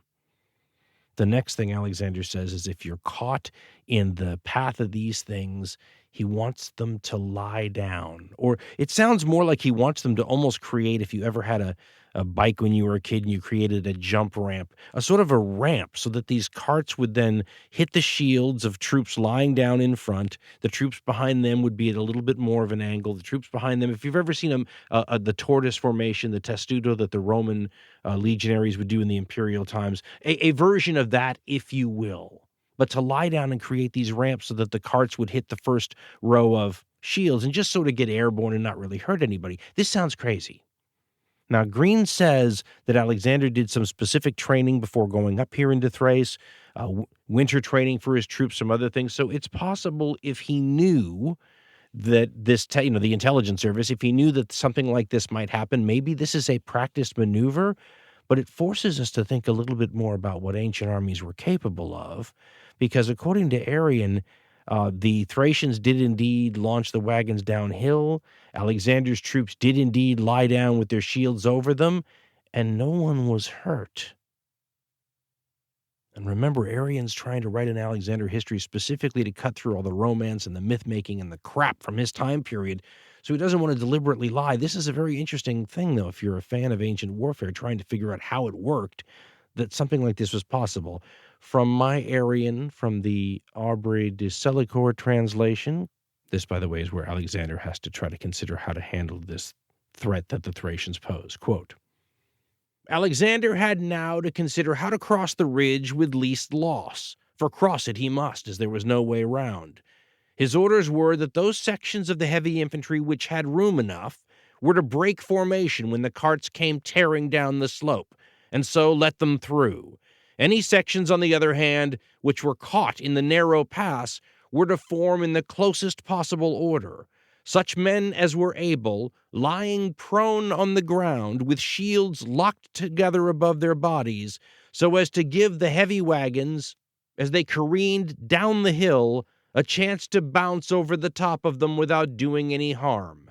Alexander accordingly gave his orders, and the result was what he expected. Those that had room left a space between their ranks, and as for the rest, the carts passed harmlessly over their locked shields. There were no casualties. End quote. Now think of how disheartening this moment must be. I keep trying to think about it like cinematically. What's it look like when all those carts rumble down the steep mountain and they start, falling amongst themselves and they turn into a giant jumble and they smash down into this narrow area, and people are ducking and dodging. I'm trying to imagine what would have happened had Alexander not had them, do the lay down shield thing. But when the Thracians see that this doesn't work, it's like a double problem for them, because their strategy of attacking with them didn't work, and now they've lost these things they were going to hide behind if the phalanx and the rest of Alexander's troops came up to get them. So now they're sort of naked up there. I mean, they do have the height advantage, but that's it. And now, just like maybe they're disheartened, Arrian says straight up, Alexander's troops look at this and their morale jumps. And we all understand, right, that morale is probably the preeminent aspect of warfare. I mean, Napoleon gave ratios for how important it was, and it matters even today, of course. But when you're on these, relatively speaking, tiny battlefields, which involved, if you were looking at it from a giant balloon, I mean, these look like just crowds of people where you can see things. I mean, there must have been, I would think, a kind of almost sporting event type ability to sense the shift in momentum sometimes when it comes, like when you're watching a football game and all of a sudden the momentum visibly shifts. The crowd knows it. The players on both teams know it. I get the feeling maybe it's like this. And Arrian says that when the wagon thing doesn't work, the momentum shifts. And Alexander's now going to come and get these Thracians. And from my Pamela Mensch translation in the landmark Arrian, which of course is called the Anabasis originally, Arrian says, quote, "Finding themselves unhurt by the wagons they had most dreaded, the Macedonians now took courage, raised a shout, and charged the Thracians.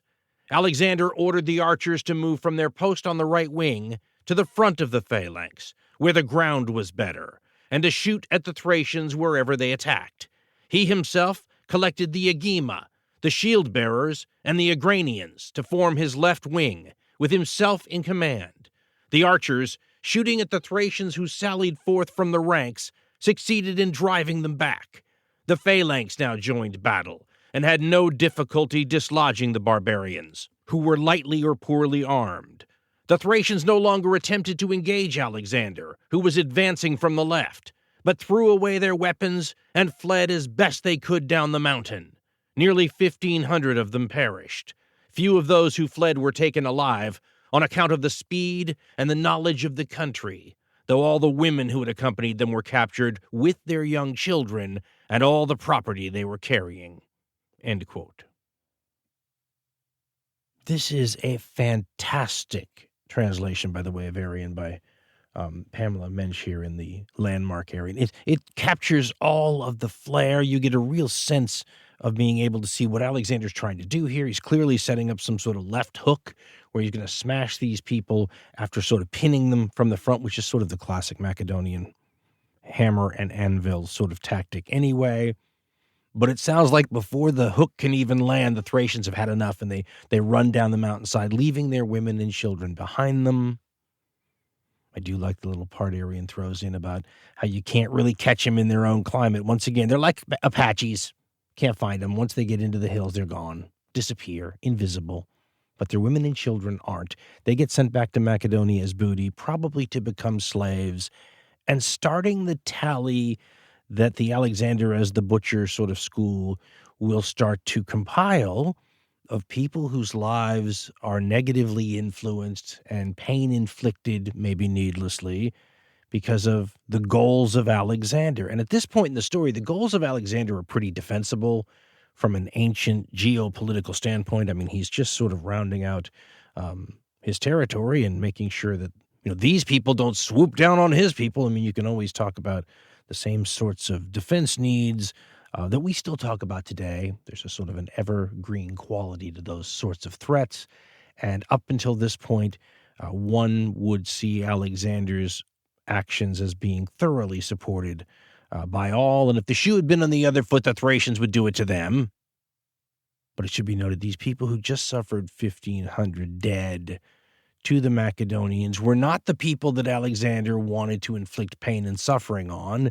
They were just people standing in the way. And once he brushes these people aside, he heads for the Triballi. Now, he's in Triballi country, and it's hard for me personally to not create some sort of mental analogy between this and sort of the Native American experience in North America, but it's so flawed to use that one because the power relationships are so different. I mean, to me, we've been talking about things like the Apache, this people who were a guerrilla people, hard to find, hide in their own native habitat, but there were Native American tribes that were big and strong and powerful nations in their own right, like the Comanche, for example. And Alexander going against the Triballi here is not like going against Apache guerrillas or whatnot. It's like going up against the Comanche, people who, as I said, defeated his father a generation ago. The difference here, though, is that Alexander's not fighting them with some sort of garrison force or some sort of outpost in the way that the American West situation was. This would be akin to taking, like, Grant's army from the Civil War and lining up on one side of the battlefield and fighting the Comanche on the other. That sort of thing never happened. But of course, the Triballi and all the tribal peoples of Europe have all sorts of advantages that the Comanche didn't have, like not being wiped out by disease, ahead of time, and, not having to face guns and horrible technological one-sided situations. It's going to be bad enough, believe me. The Triballi fighting the Macedonians is one-sided enough from a military technology standpoint, but it's not, machine guns against tribesmen. At the same time, you get this sort of sense that it seems to be a little like all those encounters where these settled societies and their armies come into the tribal territory and push the tribes to the edge. In this case, the edge is the Danube, and that's where the king of the Triballi sends his, women and children of his tribe for hopefully safety and sanctuary. It sounds like there's a very big island in the Danube, because it's not only the Triballi that will take refuge there, but Arrian says the surrounding peoples are the equivalent of war refugees fleeing the fighting and heading to this island. The king himself and his entourage, we're told, will join them. Meanwhile, the warriors have moved straight toward Alexander, and they've somehow gotten behind him, Arrian says. This will not be the only time in Alexander's career where the enemy somehow gets behind him, which normally would be a big deal, but in no case in Alexander's life is it ever a big deal. He turns around and he goes and gets them. And he encounters them while they're making a camp. They're in a territory near a river with woods. The different translations translate it differently. Sometimes a glen is the name they use, sometimes a wood. But it sounds like it's broken country regardless, not the kind of territory Alexander can just sort of charge them in. Both sides find each other, they form up, but the Triballi warriors are in this wood, and Alexander can't deal with that. But as we've said before, Alexander has his father's army. It's a combined arms army. He has whatever troop type he may need to get the job done, whatever he encounters. In this case, Arrian says he sends in the skirmishers and the marksmen and the slingers and the archers to go shoot at the Triballi in whatever this terrain is that's keeping Alexander off him. It sounds sort of wooded. But what happens is the Triballi are in a position where they have to just sit there and suck up the arrows, and, well, that'll make you crazy. And it's like being under, attack by gunfire or artillery fire or whatever and not being able to respond. After a while, you just, decide, I don't care what the risks are. I'm getting shot up here, or you lose your mind, or you get angry, or you just see them there, close by, and you think you can, charge out and get one of them. But they do manage to get the Triballi to come out of the woods to go get these skirmishers that are just, the term they used to use was galling them. And when they do, that's when Alexander falls on them. The cavalry from both sides. Arrian says he's also got cavalry in the center, followed up by an extra dense version of the phalanx. This is nothing that the Triballi can handle. This is, Grant's army at Gettysburg falling on the Comanche. Of course, it wouldn't have been Grant at Gettysburg. He was at Vicksburg. It would have been Meade, but in any case. And Arrian says that as long as they were involved in the skirmishing, the Triballi held their own. But as soon as Alexander's army hit them full tilt in good terrain, right? Good terrain meaning they pulled them out of the woods into a place where the phalanx can form up in dense formation. You can't handle that. Very few armies in the world could, much less a tribal force used to fighting in different circumstances. They'd beaten Alexander's dad before, as we said, but this would not have been the circumstance they would have chosen to fight in. There's a line from this part of Arrian's commentary that also has prompted all sorts of speculation about those of us trying to figure out what the heck ancient battle looked like, because one of the variables, one of the elements in the physics of the ancient battlefield that has all sorts of unanswered questions about it are horses, what they would and wouldn't do, how they functioned. There's a whole school of thought amongst some military historians that the Macedonians were the first people in this period to use true shock cavalry. Again, that's up in the air. But there's a line in especially clear in Pamela Mensch's translation of Arrian, where she talks about how even the horses themselves are, it makes it sound like she didn't use the exact word, but it makes it sound like pushing. So in the Middle Ages, there's a whole school of thought, too, that horses were used sometimes to push, to sort of shove the formation, jostle it, if you will, into disorder. And she'll mention something to this effect when she says, quote, "So long as the two sides assailed each other from a distance, the Triballi held their own. But when the tightly arrayed phalanx attacked them with force, and Alexander's cavalry, thrusting the enemy this way and that, no longer with javelins, but with the horses themselves, assailed them from every side, the Triballi were routed, and fled through the glen to the river. 3,000 died while fleeing. Only a few were taken alive, as the woods beside the river were dense, and the gathering darkness robbed the Macedonian pursuit of its precision. 11 Macedonian horsemen died, according to Ptolemy, and about 40 foot soldiers." End quote.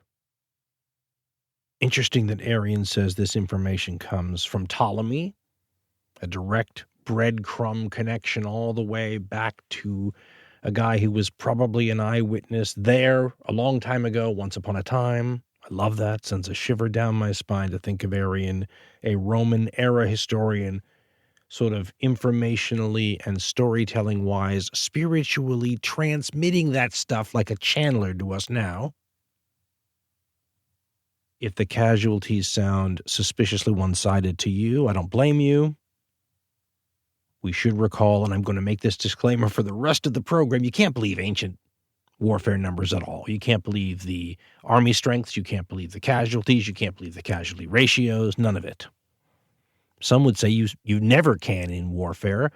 Others would make the argument, and I think I fall into this camp, that there comes a time period, and it's relatively recently, where you can kind of start to trust those numbers. Let's call it part of a record-keeping revolution. But certainly I would say somewhere in the 20th century they become more believable. But certainly in the ancient world you can't believe them at all. But if you think that this is wrong just because they are so one-sided, I would have said that, by the way, a long time ago myself. But I read a book, I wish I could remember the title or the historian, but it was one of those books where they give you information that you already know, but they put it in a sort of a context, tip it slightly, if you will, that allows the light bulb to all of a sudden go on, and you kind of smack yourself in the head and you go, of course. This historian said that those sorts of one-sided casualty ratios aren't just true, they're common throughout military history. This isn't an ancient history thing, it's an unequal sides facing off against each other thing. When you have more equal forces, you tend to have more equally distributed casualties. But when one side outclasses the other, the ratios are often horribly one-sided. Case in point, by the way, go look up at the casualty ratios for something like the Gulf War, right? This is a recent conflict. Coalition deaths caused by Iraqi military action is something like 150 people. Iraqi deaths are still not known to this day. The site I looked at ranged it from, and this is military casualties, KIA, actually, 20,000 to 50,000. Take the low one, 20,000. If you have 20,000 on one side, if you saw an ancient report from a historian like Arrian who said that one side, the Thracians lost 20,000 men, Alexander lost 147, you would say, you'd laugh, balderdash, and yet there we go. So that historian turned a light on for us that just made me go, well, when one side outclasses the other, and Alexander certainly outclassed the Triballi, those numbers may be closer than we think. 3,000 deaths on the Triballi side is not unbelievable. The ancient source Arrian did not give us even an attempt at army strength. So all we know is that Alexander took a picked, sort of smaller than normal force. Don't know how many Triballi were there. After Alexander defeats them, we're told he's about a 3-day march from the Danube. He heads right for it. The Danube is the second longest river in Europe, but as far as these people are concerned, it's the longest river. It's the longest river they know about. The Volga, which is the longest river in Europe, is deeper into, what would the Thracians say? It's deep into bee country. Swarms of bees out there, can't live out there. They don't even know the Volga exists. And what they do know about the Danube is that it's this big dividing line between civilized people on one side and very, very, very scary, uncivilized people, in air quotes, on the other. Running the length, by the way. And the tribes are just ever more, one more nasty than the next, up and down the river. And as far as the Greeks and the Macedonian world is concerned, they don't know too far up the river. I mean, they don't know that there are Germans, farther along the Danube. The Romans are going to know that. They'll still make the Danube their border between, where the civilized people are and where the very scary, scary people are on the other side. Alexander's dad did not cross the Danube. Right there, that kind of makes Alexander want to do it. He heads up towards this island that we told you, the Triballi king, the king's entourage, the women, the children, other war refugees from the area have sort of taken refuge on this island in the Danube. And the Danube has a bunch of these islands, by the way, and some are huge. I looked them up. One of them's like more than 30 miles long. So you get this idea of what amounts to nature's kind of creation of a sort of a moat around this island that protects it. And if you've got the people on the island, think about what they're fighting for. You have your wives, you have your children, you have all of your movable wealth, you have your neighbors. I mean, you're going to fight tooth and nail. The current on the river is, we are told, fast. This is not the same Danube that exists today, right? This is, think of all the canals and all the things that have been built by man up and down the stretch of this river over history. This is pre all that. This is one of the great rivers of the world in a period where it is wild and untamed. And Alexander has to figure out a way to get across it if he wants to deal with these people on an island in the middle of it. Well, as I was going to say, fate would have it, but it's really just wonderful planning. There is a fleet there ready to be used by Alexander. He set this up. Either he ordered it or he paid for it to leave the city of Byzantium, Arian says, and meet him here. Might have had supplies, might have had troops, but maybe the most important thing that it has is it has seaborne capacity, right? He can use these ships to go after that island. Now, to be honest, it makes it sound like there's not that many of them, but he tries anyway, and he's defeated, Arian says, by the swiftness of the current. The sides of this island seem to be very steep and rocky and difficult to land, and you can only imagine thousands of people on this island fighting for everything, trying to repel Alexander doggedly. It's a combination that makes the prize, well, maybe not worth what it's going to take to get the prize, right? Not worth the cost. Meanwhile, a completely new and different threat is manifesting on the far side of the Danube. Tribal peoples from the, barbarian, in air quotes, areas are massing on the far side of the Danube and basically offering a challenge to Alexander. The people who are doing this are seemingly one of the innumerable tribes from ancient history where you go, whatever became of them. I've seen the name pronounced several different ways. I'm not even consistent in the way I do it myself. Getae, Getae, Getae. It's the same root word for other peoples like the Massagetae or the Massageti. I've chosen to go with Getae myself, but, individual results may vary on the pronunciation front. And while many of us around the world may think this is just one of the many innumerable tribes we've never heard of that seemingly fill ancient history, there are Romanian peoples today who considered these groups of people to be their ancestors. So there is a connection in the region to these Getae people. The jury is out, and knowing the circumstances, probably this is a divisive topic, but whether or not the Getae should be classified as Thracian or not is an open question. Arrian says that they believe in immortality, which would make them, I guess, different from most Thracian tribes, but that's one of the interesting points about them. They are numerous. Arrian puts the numbers that we, of course, can't believe because they're ancient history numbers, but he says there's like 4,000 horsemen and 8,000 to 10,000 infantry, a significant force, especially up against Alexander's smaller than normal picked force. There's a number of reasons why they could be there. They could be supporting their next-door neighbors, the Triballi, right, helping them out a little bit. They could be showing up as a way to say, you don't get to go any farther, right? We have our military forces here. That's as far as you go. Don't cross the river. I was reading, one historian had a great line who was explaining, and we said this in earlier shows too. I think we said it about the Mongols. But there's something that can happen in ancient history that doesn't happen now, which is that all of a sudden an armed army, an armed force of people can show up in your lands that you don't even know exists. And all of a sudden you can have a war with somebody you didn't even know about. That's when the Mongols show up. You're at war with these people. You didn't even know they existed. And this historian was saying that in a time period where that was not uncommon, simply getting everybody together armed and showing up at the edge of your land was a prudent precaution. They don't know who this Alexander is, and they're going to send a message which is, we're ready, so stay there. If this move by the Getae was meant to be a challenge that would deter Alexander, it had the opposite effect. Historian A.B. Bosworth says it was a mistake. But it's at this moment in time that Arrian introduces a concept to the Alexandrian story that's going to run through it, as one historian I was reading says. It's a leitmotif that runs through the entire Alexander legend. But is it real? We're going to put on our suspicion caps to begin with and ask ourselves, whether we believe any of it. But if we do believe some of it, what do we do with it? And how interesting is it that something that might be part of Alexander's psychological makeup might have made it through, the spiritual historical storytelling channeler that is Arrian to us now? Could we possibly know something about this man who lived 2,300, 2,400 years ago? At this moment that Alexander is dealing with the Triballi on this island and these tribal peoples are now massing on the far bank, we are told that Alexander gets hit with a sort of longing.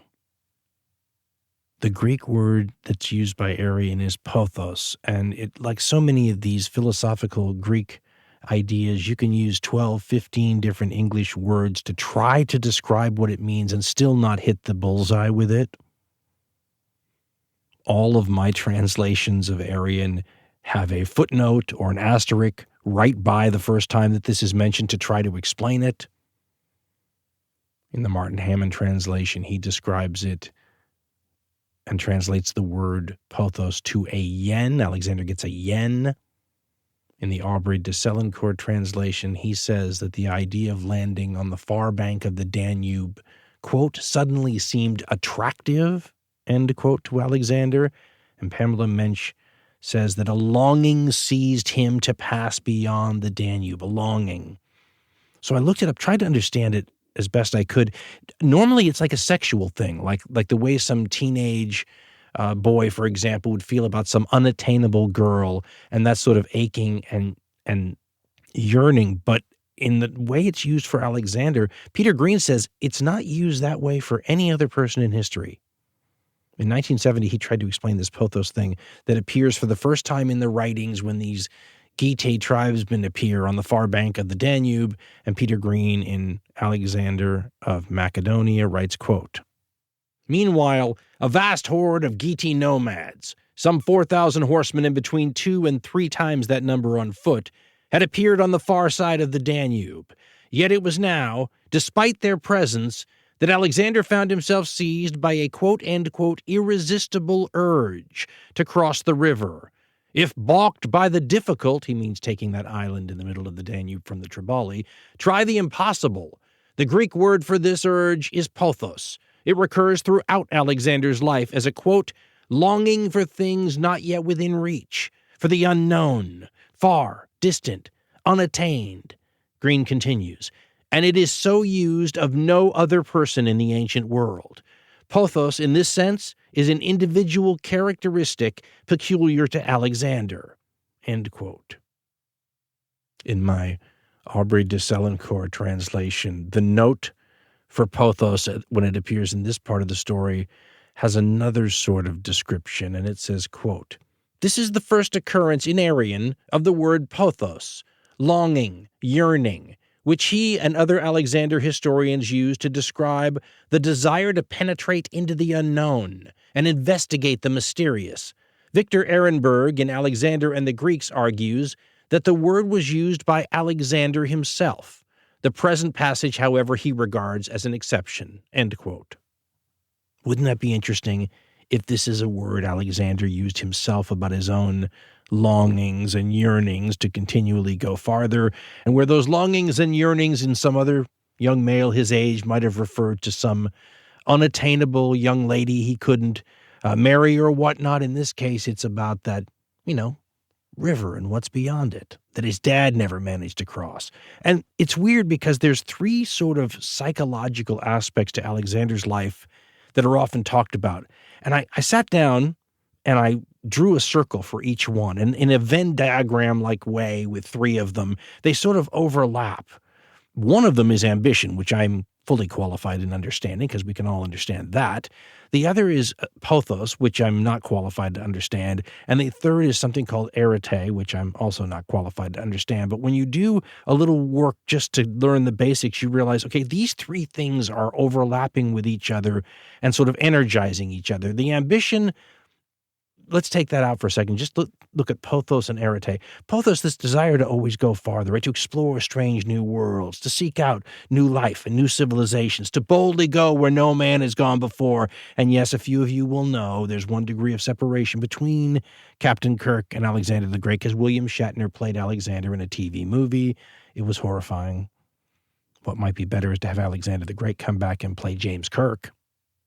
But if you're making your Alexander movie and the star that you cast in the Alexander role turns to you and gives you that famous comedic actor question trope and says to the director, hey, what's my motivation here? What's Alexander doing this for? Well, he's got this Pothos to continue to explore strange new worlds, and he's got this need to be excellent, this arete. This arete thing is seen as sort of a resurgence lately among some people. But in the writings that I was reading, basically, if we're going to simplify and encapsulate it, it's trying to figure out what your purpose is, what you were born to do. If this was a Christian version of this, you would say, what did the good Lord, make you and set out your purpose and give you the qualities to succeed at? Find out what you're good at and then do it excellently, right? Become the best at doing it. If you're a gardener, be the best gardener ever, right? If you're born to dance, be the best dancer ever, right? Figure out what you're supposed to do and then just be the best at it. But if you boil down what it is Alexander's born to do and what he's good at, it can become a little troubling. Not if you think about it in the sort of the zoom out sense. Greatest conqueror in history, that sounds like something you get an award for. But when you look at what that means in the Alexandrian sense, right, factor it down to the lowest common denominator. What is Alexander really good at? There is a story, and maybe I invented it. That's a good way to be able to tell this story without having to find out where I first read it. I think it was in Military History magazine. I tried to search for it. I could not find it. So take it with a grain of salt. And it may be a press relations thing to begin with, but there was a story involving British Field Marshal Bernard Montgomery. And he was meeting with some boy, like I said, maybe a press relations thing, a young 7-8-year-old boy, whatever it was. And long story short, the boy had said to the field marshal at one point, to an American, looks like a very civilized, typical, British officer, unlike the American type, much more, sort of reserved, a genteel quality maybe to him, which might maybe belies the true character or nature of the guy. But the kid says to the field marshal, what his dad does, tells him all about his father, and then says to the field marshal, and what is it you do? And the field marshal replied something to the effect of, I kill people. And I think the boy said something like, you kill people? Do you kill a lot of people? Oh, yes, lots and lots of people. And the reason it sticks with you is because it's so off-brand, at least the way an American would see the brand. Now, if ivory-handled, pistol-wearing American General George Patton had said that, it's fully on brand. It's contrived almost if Patton says it, right? whereas in Montgomery it's a little shocking. But I remember it stuck in my head because the truth of the matter is, as we said, if we boil this down to the lowest common denominator, that's what this guy does. And everything else that he's given credit for flows from there, right? What do? I conquer nations. Well, how does that work? Boom, boom, boom, factor it down. Well, I have the best army, utilize the best way, and I know exactly how to make people run away on the battlefield and then how to kill as many of them as I can while they're running, and that has great geopolitical impact, importance, and effects.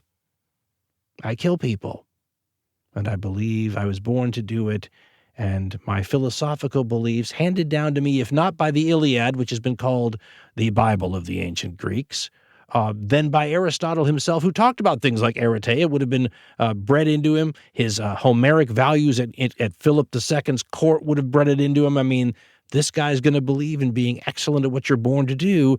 And what this guy is born to do, clearly, because many of you will have him ranked as the best to ever do it, is to kill people and then reap the many geopolitical and historical benefits that comes from that. And if this is kind of Alexander's superpower, if you will, like other superpowers, it's sort of value neutral. Depends on how you use it, right? Whether it's good or evil, which I think leads to so many of the questions about Alexander. I mean, this is all part of maybe a search to answer the all-elusive question of why. I mean, why is Alexander doing this? What is my motivation, as we said? And maybe inventing Pothos and arete and all this sort of stuff is an attempt to explain something that's very hard to understand otherwise and really influences the guy because, I mean, the ability to be a super killer in a battlefield general sense is something that's the kind of superpower you might want to have on your side at one time or another. It doesn't have to be some global conqueror that enslaves people and rolls over, villages and towns and destroys the livelihoods of lots of people. It can be the thing that prevents that. You can be on the other side, some small little nation out there about to be trampled by some giant power, and all of a sudden you have somebody with Alexander the Great's generalship qualities as their superpower, right? And they have a philosophy of what would the Marine commercial, or the Army commercials from when I was growing up, you be all you can be? Sort of an arete idea, right? Like to have that guy on your side if you're about to be swallowed up by some giant nation state, right? So it just depends. And everyone understands that, which is why so much of a focus is on the question of why. Right? If Alexander's all of a sudden about to unleash his superpower on somebody, why is he doing it? What's the reason? Because if he's about to do what he's about to do to these Getae tribesmen on the opposite side of the Danube because he has a yen or a longing for the unattainable, or he has an adolescent-like crush on the idea of getting across a river his dad never crossed, that's a pretty flimsy reason to kill a lot of people and take their stuff, especially in their territory. A.B. Bosworth will call it terroristic. On the other hand, there are sound military reasons for doing what he's about to do, and those who would defend the action even today would point out that what happens afterwards proves this fact conclusively. But what we're told Alexander does is something that the Getae tribesmen on the opposite side of the Danube probably thought impossible. He transports thousands of men and horses across the river in a single night, and seemingly without the Getae even noticing that it's happening. According to Arrian, Alexander uses the boats that he brought from Byzantium. That's probably how the horses get across, but he also has his people scour the riverbank, and we're told that there are dugout-type canoes all around that the locals use, and those are all scoured. And then Alexander tells his troops to take the tents that they sleep under, fill them with straw, and use them to float across the river, which seems terrifying and deadly to me. Yet I have seen, and many of you have too probably, the reliefs showing Assyrian troops doing this exact same thing hundreds of years before this time period. And again, Arrian knows what he's talking about in military affairs. He would have said something maybe. Instead, what Arrian says happens is that Alexander, in the course of a single evening, utilizing all these methods, manages to get 1,500 cavalry and 4,000 infantry across this mightiest of rivers. And to do so, apparently, without alerting any of the thousands of Getae tribesmen that are on the lookout for him that he's doing it. We are told by Arrian that Alexander lands in a spit of land that's sort of concealed by a grain field ready to be harvested. So imagine, the wheat or whatever it is, taller than a man, able to conceal the army. Arrian says Alexander forms his troops up basically in formation, including cavalry, but the main group being the phalanx shoulder to shoulder, and Alexander orders that his troops hold their 17, 18, 19-foot-long pikes, whatever it is, diagonally, at an angle, so that as they march, they are scything and knocking down the harvest. Hunger in military affairs is an age-old weapon, isn't it? And extra effective against tribal peoples operating so close to the edge of starvation, right? One bad thing happens to the harvest and you could be screwed. Alexander marching through your harvest is as bad as it gets. And Arrian makes it sound like the first moment that the Getae notice that Alexander has crossed is when his army emerges from the grain field like some horrific version of Field of Dreams, right? But instead of baseball players, it's the nastiest army of the age, emerge from this grain field and basically come at you. I mean, that's shock and awe, ancient history style, right? And those of us who like ancient medieval history, there are so many psychological aspects that are interesting, and these psychological aspects still exist in modern warfare, don't get me wrong, but they're so enhanced when everyone is so close together, right? It's why you have so many of the same aspects in like the Iliad or that level of warfare that one might have seen in caveman warfare or animal kingdom type encounters where you have these animals that have evolved to make themselves look bigger or puff themselves out or make some scary noise or whatever as a way to sort of psychologically scare their opponents, right? Intimidate their opponents. It's why even in the Napoleonic era, you have this headgear that makes you look taller. Why would you want that? It's more intimidating. You have that kind of headgear in this era also. War paint. You have animal skins and animal heads that people wear. Battle cries are ever present. And it makes sense when you think about the fact that, ancient warfare in this period is like taking a football stadium or a soccer arena and taking that crowd, dividing it in half, and then putting it on opposite sides of a football field or two or three. So they're not hurting each other currently, but they can see each other, and they can scream and chant and yell things like football fans might. The ancient authors talk about battle cries that are specifically associated with certain cities or certain peoples, right? They have their own, and they pass it down through generations. It's like a football team having, chants that they've done since their grandfather's day or whatever they're known for. And some of the ancient authors actually try to phonetically, in their text, sound it out for you so you could sort of imagine what it was like to hear the Thracians or the German tribesmen of a certain tribe do their famous, war chant, whatever it might be.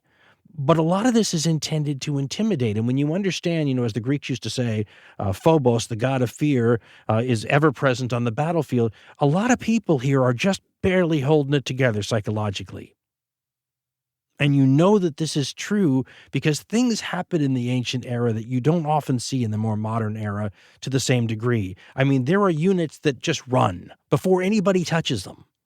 Xenophon in the original Anabasis, which Arrian is such a huge fan of, Xenophon was a general who fought with Greek troops in a Persian civil war. And he talks about, when the enemy first approaches and you see the giant dust clouds and the innumerable number of people and a giant unit is coming towards them and all of a sudden, sees their spears from a distance and turns around and runs. Never even comes into contact. It's sort of the dirty little secret of ancient medieval warfare, right? A lot of units just didn't wait around. And that's because the psychological state of people in this sorts of situation is fragile. And part of that is the yin and yang of the situation. The yin, which sort of compels you to move forward, right? Doing your duty, fighting for your homeland, not wanting to be punished by your superiors, all those things that make you capable of going, toe-to-toe against the enemy. But then there's the yang side of things, certain realities. Reality number one is, if the unit decides to run, and you don't trust these bastards on either side of you not to run, but if they run, the people that get it in the back first are the bravest who stay the longest, right? So you sort of have a psychological encouragement to neither be the first one to run nor the last one to run. But what can happen is you can be psychologically knocked off balance. And I would think that this would be a tool in the toolbox of a legendary commander. And you see it with other commanders too. Hannibal did this to the Romans constantly in the Punic Wars, right? Where you awe them and then you follow up by shocking them. There's a term in warfare, in war games, for example, a unit that faces a psychological moment like this can be said to be shaken. That's the term. The unit is shaken. And when Alexander bursts through the cornfields, Arrian makes it sound like the Getae are shaken. And then before they get a chance to pull it together, Alexander attacks. So maybe this entire way you approach the Getae is intended to gain a psychological edge on them. It seems to have the desired effect because Arrian says they have the same sort of deflation, seeing that the river didn't protect them here, that the Thracians earlier had when they saw that all the wagons they threw down the mountainside did nothing to Alexander's forces, right? The morale shift, what did we say? The momentum shift like a football game happens. And Arrian says the Getae don't last long. From my de Selincourt translation, Arrian says, quote, "The very first cavalry charge was too much for the Getae. The crossing of the Danube, greatest of rivers, so easily accomplished by Alexander in a single night without even a bridge, was an act of daring which had shaken them profoundly. And added to this, there was the violence of the attack itself, and the fearful sight of the phalanx, advancing upon them in a solid mass. They turned and fled to their town, which was about 4 miles from the river. But as soon as they saw that Alexander, with his mounted troops ahead, was pressing on along the riverbank to avoid ambush or encirclement, they abandoned the town, which had few defenses, and taking with them as many women and children as their horses could carry, continued their flight into uninhabited country as far from the river as they could go. Alexander took the town, together with anything of value which the Getae had left behind." End quote. Alexander historian A.B. Bosworth, who's always been pretty good at putting himself in the position of Alexander's victims, called it a gratuitous act of terrorism on a helpless people. But after Alexander does that, all of a sudden the wind goes out of everyone's sails nearby. The king of the Triballi on that island sends people to negotiate with Alexander, and a bunch of surrounding representatives from surrounding tribes do too. So, one could make an argument here that this demonstration of strength and how good his army was and how devastating the results would be, if you messed with him, saved a bunch of future encounters maybe.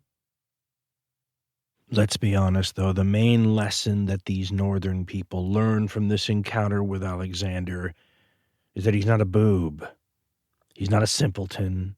He's not a child. All those things that Demosthenes had said about him, not true. You can't blame these tribes for testing the 20-year-old, though. After all, the Triballi would fight against his father, the greatest military man of the age. If they'll test that guy, they'll certainly test his 20-year-old son, who, with the vagaries of monarchy, might be an idiot, might be a simpleton, might be a boob. Turns out he's not. And the northern peoples in this part of this territory will remain nice and friendly throughout Alexander's reign, and actually, and this was probably not optional, it was probably part of the deal, they'll contribute a lot of troops to the army that he'll take over to fight with in Asia. From Alexander's standpoint, I'm sure that the Triballi envoys coming to settle up with him was the most important part of this time period, because after all, that's why he launched the campaign in that area to begin with. But from our standpoint, thousands of years later, the most interesting envoys that show up to Alexander during this time period are Celtic. Now, as a Celtaholic, as many of you are, trying to figure out who a Celt is or isn't during this period, well, it'll occupy the rest of my life trying to nail this down. But it's like all these giant confederations of tribes. We spoke about this earlier. Illyrians, Thracians, Celtic, whatever they may be, ethno-cultural, linguistic. I mean, all these confederations are made up of lots and lots of other tribes, and then they're broken down into clans, and the connection they have with each other is hard to determine sometimes. but people identified as Celtic about a half century before this time period defeated a very young, it must be said, Roman army in the field. And again, dirty little secret, as we mentioned earlier, a lot of that Roman army supposedly fled before ever actually clashing spears with the enemy in front of them, right? Saw them, got close to them, said nope, and left. So those people, identified as Celtic, sacked Rome, and that sacking famously left sort of a psychological scar that Rome never got over. Arrian writing when he's writing knows of Celts very well, but in Alexander's time period, encounters were rare in the 330s, especially amongst people like him. He'd probably never seen anyone like this before, and Arrian, probably working from Ptolemy as the original source, describes sort of their reaction to it, and it's the same sort of reaction you might have if you're James T. Kirk, seeking out new worlds and new life and new civilizations. I mean, these Celts look to Alexander the same way Romulans would look to Kirk. And that's kind of the way Alexander sort of reacts. Arrian gives you, probably coming from Ptolemy, a sort of a report you might send back to headquarters about this new group of people you just discovered. I mean, the first thing that the Macedonians notice about these guys right away is they're huge, physically. Men of enormous stature. Pamela Mensch translates Arrian saying, but there's other versions of them, but it's clear that the Macedonians, who probably were seen as kind of tall compared to your average southern Greek, they notice these guys' size. And they're also sort of haughty, is maybe the way to put it. You actually have a comment from Alexander after his encounter with them. And the funny part about it is Alexandrian historian Waldemar Heckel, in his book In the Path of Conquest, Resistance to Alexander the Great, points out that this whole encounter, as transmitted by Arrian, shows how arrogant the young 20-year-old king is. But the criticism on the part of the Macedonians about these Celtic people is that they themselves are arrogant. In my Martin Hammond translation of Arrian, he describes the moment ambassadors start arriving to Alexander after he defeats the Getae and says, quote, "Ambassadors now arrive to see Alexander from the independent tribes bordering the Danube, including envoys from Cyremus, the king of the Triballians, and envoys came also from the Celts, who lived by the Ionian Gulf. These Celts were big in body and had a big opinion of themselves. All the envoys professed to have come in a desire for friendship with Alexander, and with all he exchanged reciprocal assurances. He did ask the Celts what they feared most in the world, hoping that his own great name had reached as far as the Celts, and yet further, and that they would say that they feared him more than anything else. Their answer came as a disappointment. Living as they did in inaccessible country far away from Alexander, and seeing that his ambition lay elsewhere, they replied that their greatest fear was of the sky falling on them. Their embassy to Alexander was prompted by admiration for him, but with no element of fear or self-interest. Even so, he declared friendship with the Celts, too, simply remarking that the Celts were a pretentious lot." End quote. De Selencourt translates Alexander's words into that they thought too much of themselves. Pamela Mensch has him saying in a more colloquial term, "Big talkers, these Celts." And one wonders whether he actually said that. It's wonderful to think about Ptolemy maybe being in the room as Alexander comments after the Celts just walk out, "Big talkers, these Celts." But as Waldemar Heckel says, the entire affair just shows how arrogant Alexander is. This is his first campaign ever, and he expects these people a long way from him, these Romulans that he's never seen before, to know all about him and be scared of him already? No, not going to happen. In fact, while they'll be good during Alexander's reign, it'll only be about a half century after this time where they're going to go on a rampage in southern Greece. They'll actually sack the very tomb that Alexander's father is buried in. Some historians think that this entire Celtic diplomatic mission may be more of a sort of dual-purpose affair. I mean, in the same way ambassadors can play sort of a dual role. They're sort of part diplomat, but they're also part intelligence agents, right? They gather data about, foreign leaders and the situation in the country and the foreign capitals and the mood and the climate and the army and how they fight and all this kind of stuff. And it would make sense, wouldn't it, that if you were thinking you might someday have to fight this guy, that you'd get a little intelligence on what you're potentially dealing with here. Guy comes up from the south, 20 years old, defeats, 3 different groups of locals in a short period of time easily. Might want to know about a guy like that. In any case, Alexander deals with all these envoys, these diplomats, these ambassadors, these submissions are cataloged, these peace deals, these friendship arrangements, whatever it might be. Alexander has managed to sort of pacify Macedonian, if not borders, as we said, then territory under its sort of control all the way to the Danube. Alexander, Arrian says, now takes his troops to the south and west of where they are here near the modern Romanian and Bulgarian border to an area that is controlled by the king of the Agranians, who is an ally of the Macedonians. He's going to rest. His troops have gone like 500 miles, remember, marching on foot, basically, through terrible country, on bad roads, fought several battles. I mean, after a while, things need maintenance, right? The footwear needs to be mended, whatever it is. The army could use a rest. And then, according to Arrian, a crisis breaks out on the borders between Macedonia and Illyria. So, modern-day Eastern Albania, kind of. Now, the news is that 3 major groupings of Illyrians, the age-old arch-enemy of the Macedonians, and let's not avoid the elephant in the living room, married into the royal family. I mean, Alexander's got a half-sister who's half Illyrian.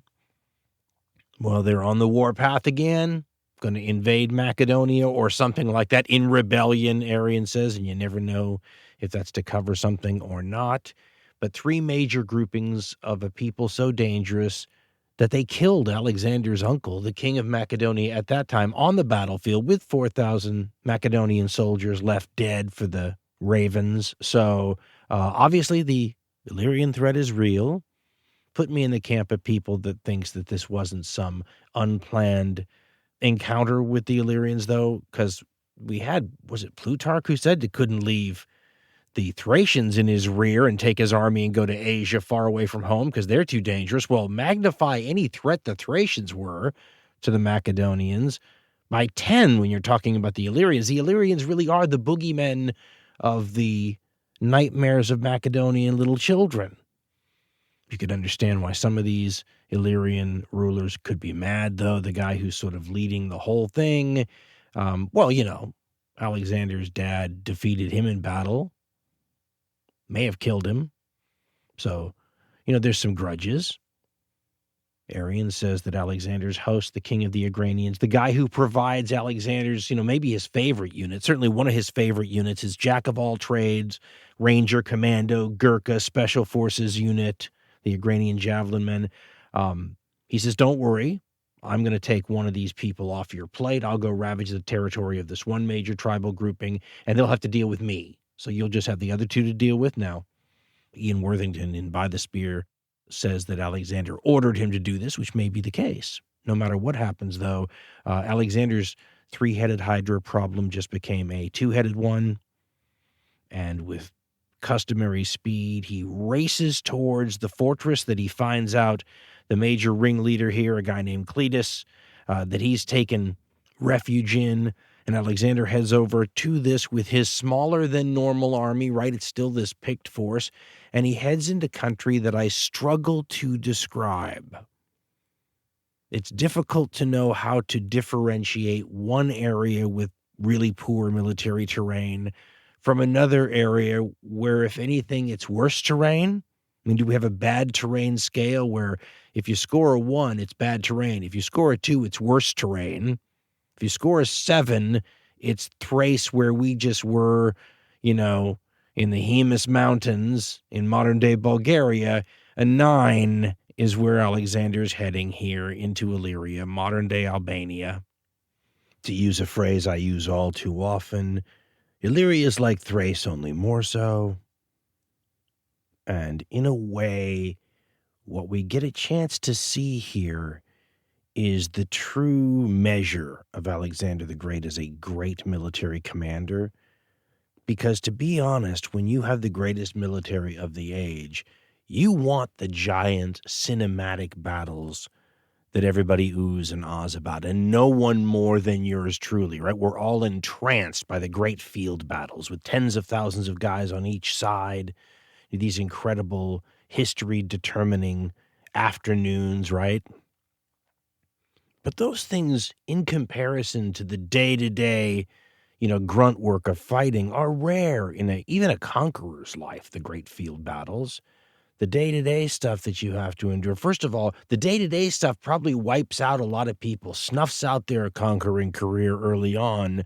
They might have been great, but they died in some unnamed, Germanic forest, perhaps when their legion was ambushed by a bunch of barbarians in the deep, dark middle of nowhere. Happens all the time. And that could have happened to Alexander too. And in a way, going in and fighting in a place where the terrain negates all of the great advantages that you bring to the table, right? If your army is so much better than some of the armies you fight later and you get them out in the open, it's like the U.S. in the Vietnam War. It's exactly what the U.S. always wanted in the Vietnam War. They want a World War II style battle. Come on out here and fight.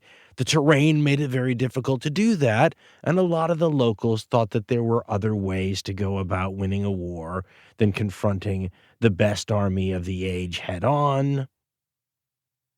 You have a similar sort of dynamic at work here, because Alexander's walking into territory where it is absolutely covered by forest, in mountains.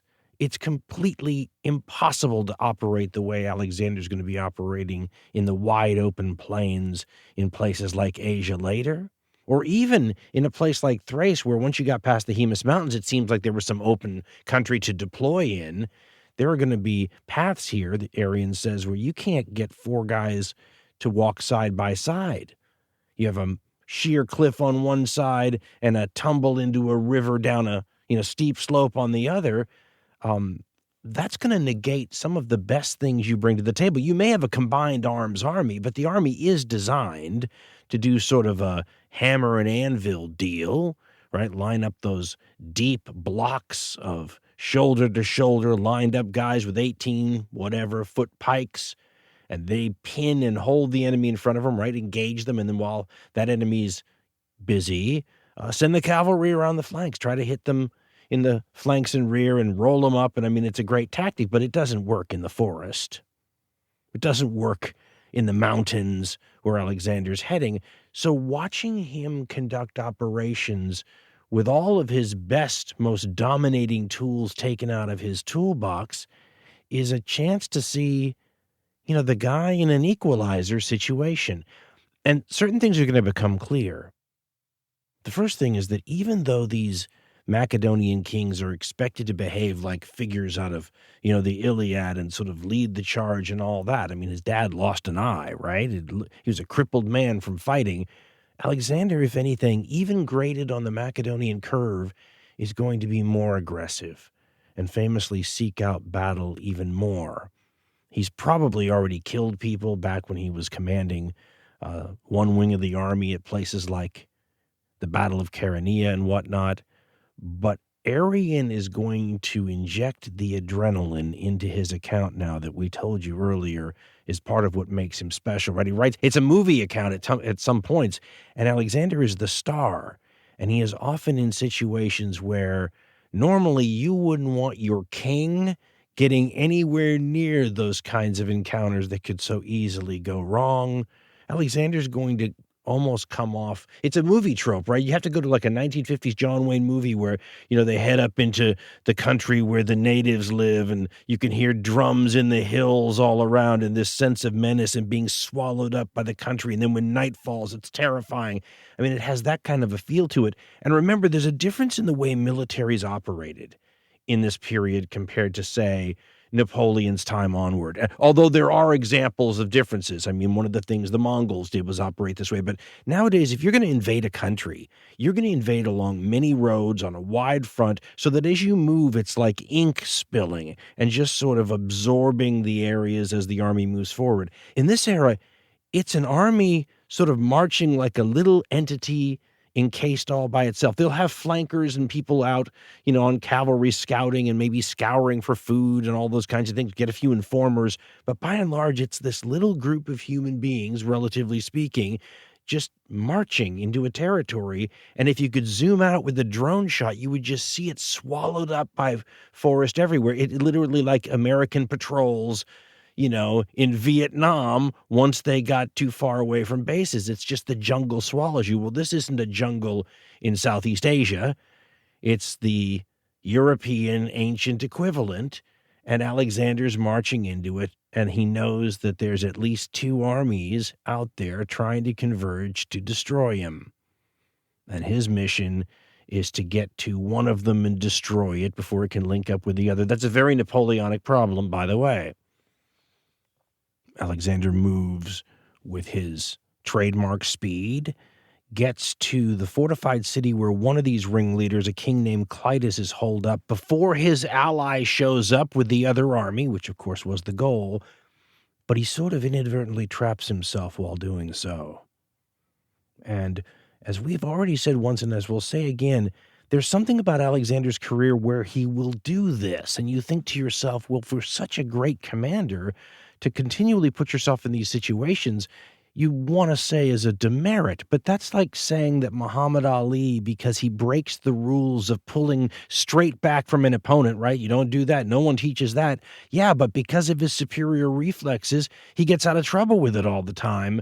I mean, when Alexander's able to emerge unscathed from these situations you're not supposed to put yourself in, it makes it difficult to know how to grade it. It's a mistake, but a mistake that somehow didn't hurt him. In this case, he arrives at this city with this king that he wants to get his hands on, and the entire area is dominated, it sounds like in an almost 360-degree, maybe bowl-like fashion, or almost 360-degree fashion, by either really high hills or low mountains that look down on the city.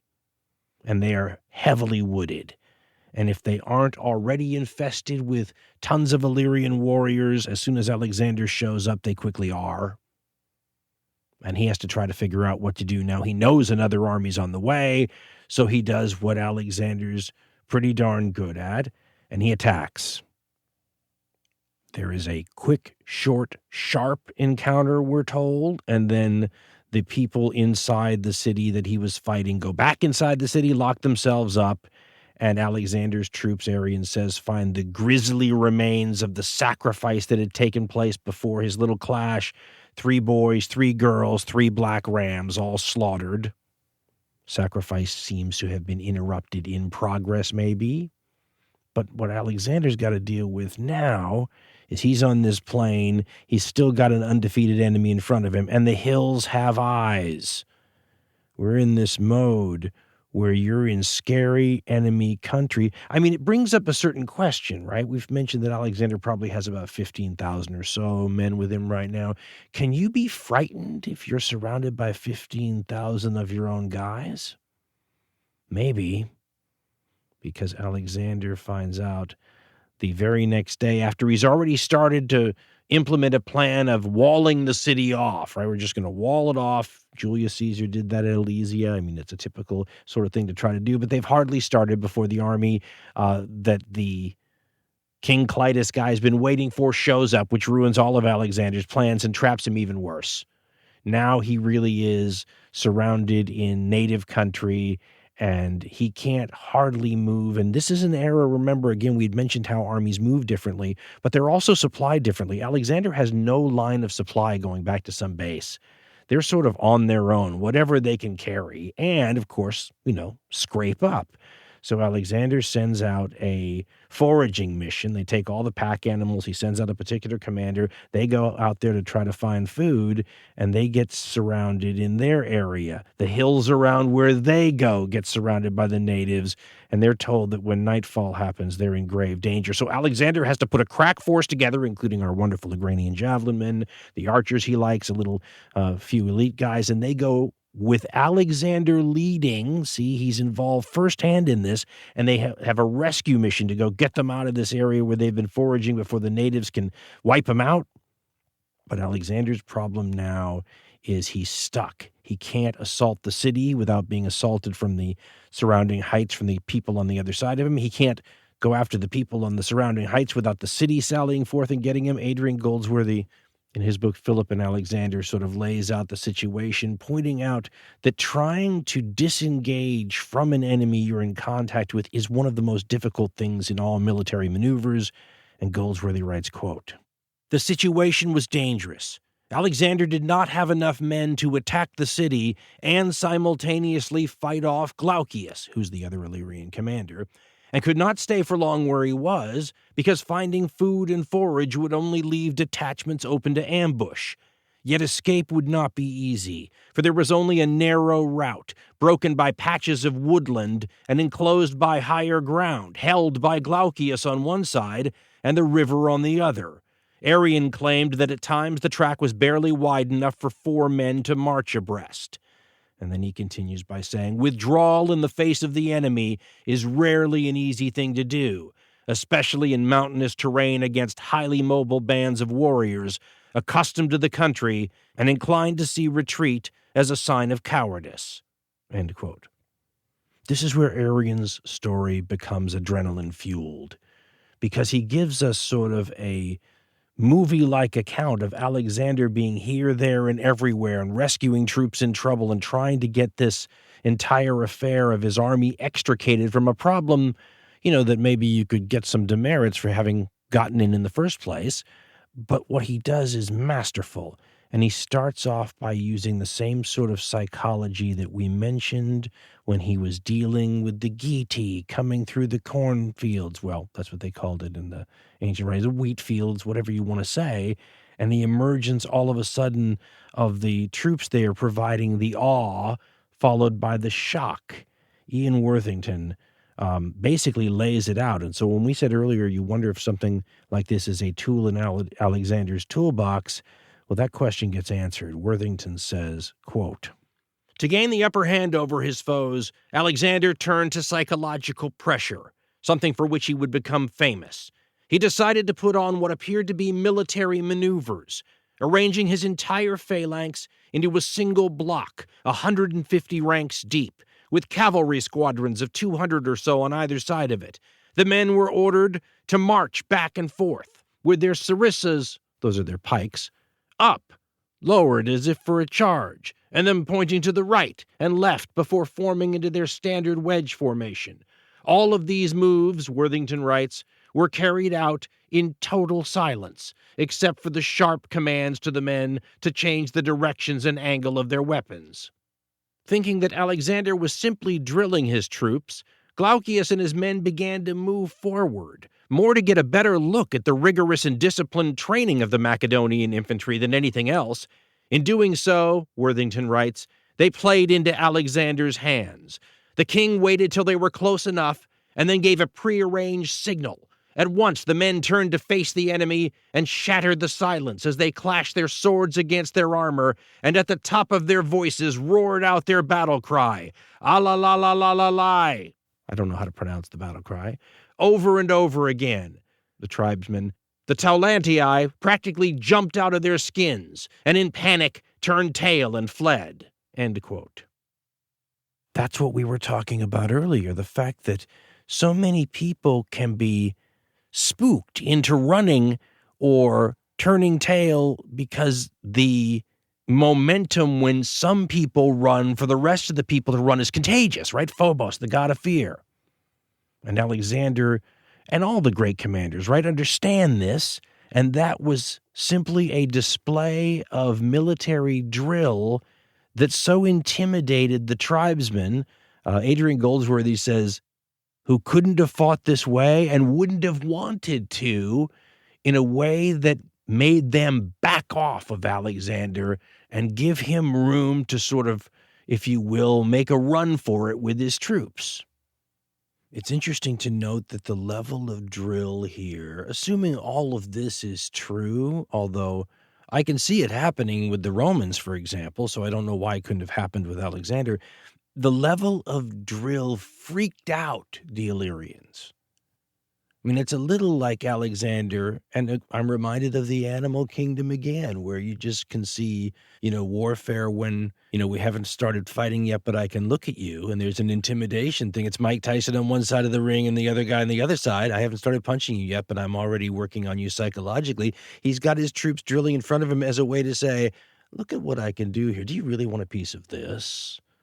And it freaks them out. And then when he yells at them, it's like, okay, you're getting a piece of it whether you want it or not. And the crowd backs off. I've always described crowds of people like herds of horses. And when the first horses spook, the whole crowd kind of spooks. It's worth taking a second and just acknowledging here what Arrian says the capabilities of Alexander's forces were in terms of movement and drill, because this is an often debated subject in ancient and medieval warfare, right? How much drill was normal? What were the capabilities like? Some people think, and sometimes they're right, that these military forces in the ancient world are little more than mobs of people.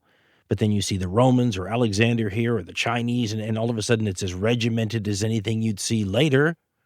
What Arrian talks about here is Alexander's forces being able to do things like moving in a zigzag manner at high speed, forming wedges out of, it's exactly the sort of thing you would see on a parade ground with people graduating from, a military boot camp today. And you're not always going to get a lot of insight into how these people moved and were drilled. So this is an interesting clue that will allow us to understand later when Alexander's forces are doing things, exactly how they're moving, for example. Now, how long these formations stay in good shape once they're fighting the enemy is another one of those things people argue about. The truth of the matter is, though, a lot of this is just for show, as we said, for the psychological impact, because Alexander knows darn well he's not in the kind of terrain where being able to form up like this makes much of a difference. He's going to be in something closer to like an individual knife fight amongst the rocks in the hills rather than something where you can deploy this whole phalanx and fight the way you want to. But for a second, he's got a little respite. He's scared the natives away a little bit, so he turns with the forces he has, and they sort of run. And the next vibe you get from Arrian here is sort of the great escape, right? We're going to get away, with the natives nipping at his heels the whole way, right? Show any sign of weakness, slow down, they're going to get you. Then all of a sudden, in front of them is a hill, right? So you can feel the adrenaline, right? And the hill is occupied by the enemy. So Alexander puts a strike force together. They're going to go up and take this hill. But the enemy deserts the hill. They don't want to have anything to do with Alexander. This is a sign, by the way, of the kind of terrain we're talking about in Illyria, because to escape the hill, they run uphill. Right? There's apparently either bigger hills or mountains on both sides of this hill, so they escape the hill by, on both sides, going up. But apparently the hill is now available. Alexander gets to the hill, and now they have to cross some river. Alexander tells his forces to cross the river, and when you get to the other side, start forming up immediately, so that if they cross the river on our heels, they'll face a fully formed army when they get there. But somebody has to be the rear guard and protect the rest of the army so they can get across and form up. Normally you'd leave that probably to some underling. Not this time. Alexander's out there with his, like, Agranian javelin men and his 2,000 archers. The same guys and his little guard. And they're going to hold the river, basically. And it is, well, there's no other way to put it, exciting, death-defying, and my brain instantly tries to follow the breadcrumbs back to that moment and ask, how close is this to anything that really happened once upon a time? Because when you read your Arrian, you sure want it to be true. And from the Pamela Mensch translation in the wonderful landmark Arrian, she has Arrian translated saying this, quote, "When the enemy troops saw Alexander's forces crossing the river, they rushed down the mountains to attack the column's rear as it withdrew. As they drew near, Alexander and the men with him sallied out, and the phalanx raised its war cry as though to move back through the river and attack. The enemy troops, with all of Alexander's forces charging them, gave way and fled, at which point Alexander led the Agranians and archers on the double to the river. He was the first to get across, and when he saw the enemy attacking his rear guard, he had the siege engines set up on the bank, and ordered that they fire every possible kind of missile at the farthest range. He also ordered the archers to fire a volley from the middle of the river, for they too had started to cross. The men with Glaucius did not dare to come within range of this barrage, and so the Macedonians crossed the river safely. None of them died in the retreat." End quote. So Alexander masterfully gets himself out of the trap that he himself fell into. How do you grade that? Well, before you answer, as they used to say in the TV sales pitch videos, hold on, there's more. Don't grade quite yet, because how do we provide a little extra credit to this assignment when we realize that Alexander then goes back and kills everybody? Let me elaborate. Apparently, the Illyrians figure that they've won here. They've driven Alexander off. He's this big bad 20-year-old with this killer army is running away, and they nipped at its heels, and good riddance to you, and stay out, right? But Alexander's apparently staying in contact with them enough to get intelligence back that they're not being very careful. They think he's gone. They're not putting out guards. They're not safely fortifying their camps. They're vulnerable, in other words. And so he sends his forces back. He's preparing a full-on attack, but when he gets close by, once again, leading it himself, he sees that they're completely unready for anything, so he just goes after them. Here's the way my translation from Aubrey de Selencourt puts it. Arrian says, quote, "The moment was ripe for attack, so without waiting for the entire force to concentrate, he, Alexander, sent into action the Agranians and the archers, who made a surprise assault on a narrow front, a formation likely to fall with greatest effect upon the enemy at his weakest point. Some they killed in their beds, others they took without difficulty as they tried to escape. Many were caught and killed on the spot, many more as they fled in panic and disorder. Not a few were captured alive. The pursuit was pressed as far as the mountains they were talking about the tribe that they were fighting territory. He says none escaped except at the cost of throwing away their weapons. Clitus's first move was to the town. Later he set fire to it and made his way to the Talangians, where he sought refuge with Glaucius." End quote. So Alexander and his strike force, his Agranians and his 2,000 archers and his little elite group go in there at night. They're supposed to be like a reconnaissance in force, but when they get there, everything is so perfectly ripe. They don't wait for the rest of the army. They fall on these guys, kill them in their beds, drive them out. His foe runs into his fortified city that Alexander had been camped out in front of, decides that he has no hope, lights the entire city on fire, flees to his allies. So how do you grade a guy that gets himself in a position like that and then turns it around into that kind of a victory? What's more, when you look at what's going on here, Alexander leading essentially a group of commandos in at night to go destroy an enemy army by hand. I mean, it's just so different than what you think about him being known for as a general. As we said, these great field battles of thousands of people in broad daylight, and here he is basically acting, as a force 10 from Navarone sort of leader, albeit a very large force from Navarone, but nonetheless, it's not the kind of generalship. I mean, this is a guy who's like knife fighting amongst the rocks. It's a weird sort of thing. You can't imagine Napoleon doing that, right? And yet, it puts you in a weird position, right? If you're knife fighting amongst the rocks, you could easily get killed, which is exactly the rumor that is going around Greece right around this time. Alexander has no time to enjoy this victory. He has no time to follow up on it if that was his plan, and no one knows what his plan was. He has no time to rest and refit an army that was tired when it got to Illyria, because he gets a 911 call from down south nearer to Greece that all Greece is in rebellion and it's getting worse by the day. It's like a fire. It spreads, it intensifies, and if he doesn't get down there fast, there will be no stopping it. The worry is that the alliance of Chaeronea that his father defeated could be reforged, and just like it was back then, the city of Thebes is ground zero for it all.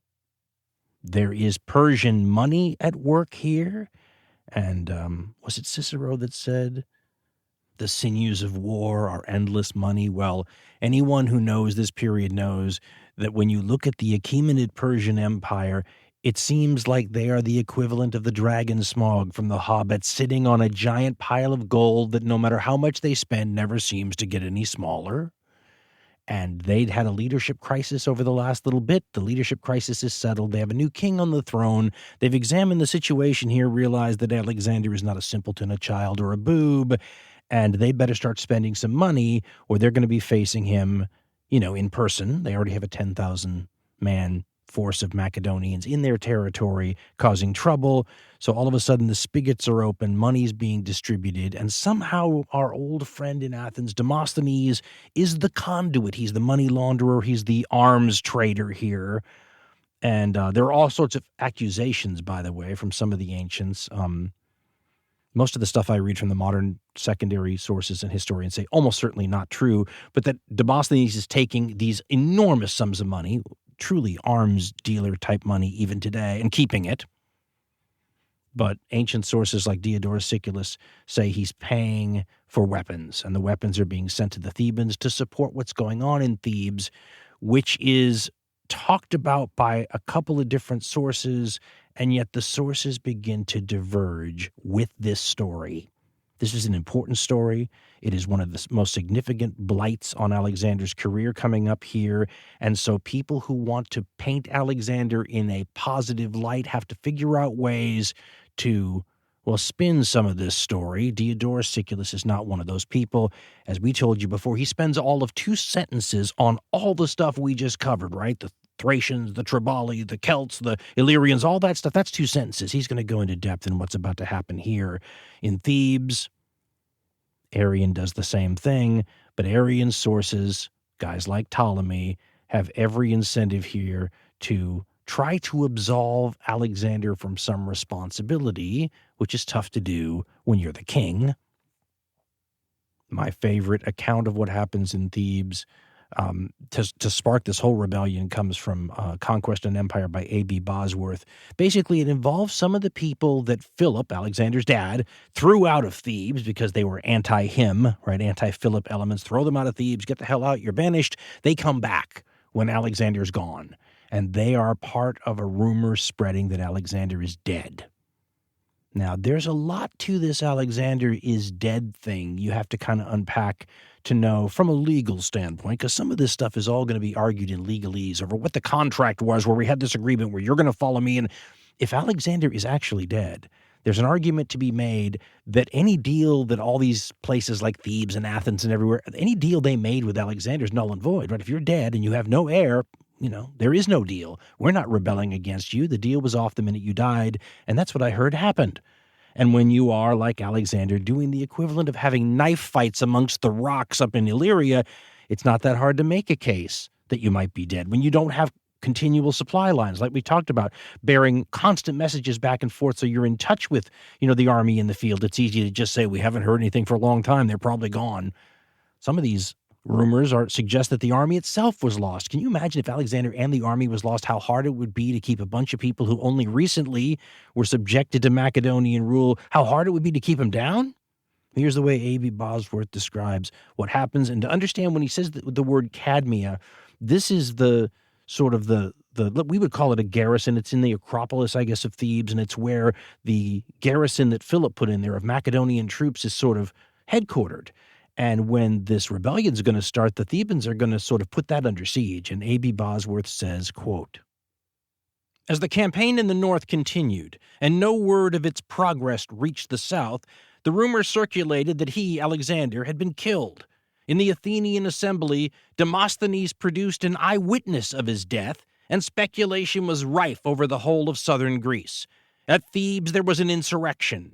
A group of exiles wishing to repeat the glorious revolution of 379 entered the city by night, murdered 2 members of the Macedonian garrison who were surprised outside the Cadmea, and pressed for revolution in the assembly. The Thebans rose to the appeal and laid siege to the Cadmea. They abolished the oligarchic government imposed by Philip. It was as a democracy that they passed legislation to resist Alexander. The sovereign assembly ratifying a formal, it means proclamation, by the leaders of the revolt who met in council. These actions, Bosworth writes, had challenged every aspect of the common peace. An existing constitution had been subverted by exiles, and the city was openly at war with Macedon." End quote. The Thebans can put about 7,000 really good troops in the field. That's nowhere near enough to take on the Macedonians, of course, but the Greeks usually fight outsiders by forming alliances between city-states or leagues, and in this case, the Thebans put out a 911 call asking for help. They take the money Demosthenes gives them, and they arm all their slaves, and they press into service anybody who's in their city just happen to be traveling from elsewhere. I mean, imagine you're going to sell, medical supplies in some foreign country, and then while you're there working, the country you're in gets into a war with its neighbors, and they hand you a weapon and say, sorry, we have to, everybody who's capable of carrying arms, we need you. So the Thebans are desperate, and they expect help, and help is on the way. But then the help that is on the way stops, and this becomes a pattern. The Arcadian League, for example, raises an army, sends it to the Isthmus, which is what divides the south of Greece from the rest of Greece, and they just sit there. Demosthenes is able to get the Athenians to say, yeah, we're with the Thebans, but they don't do anything more than that. Everybody's kind of waiting. I mean, what's going to happen here? Is Alexander dead? And if he's not, what's going to happen to Thebes? And besides, the signs are terrible. Remember, this is a people that believe in what their oracles tell them. If you can ever make sense of the opaque, magic 8-ball style answers that these oracles often give, but the signs have not looked good for months.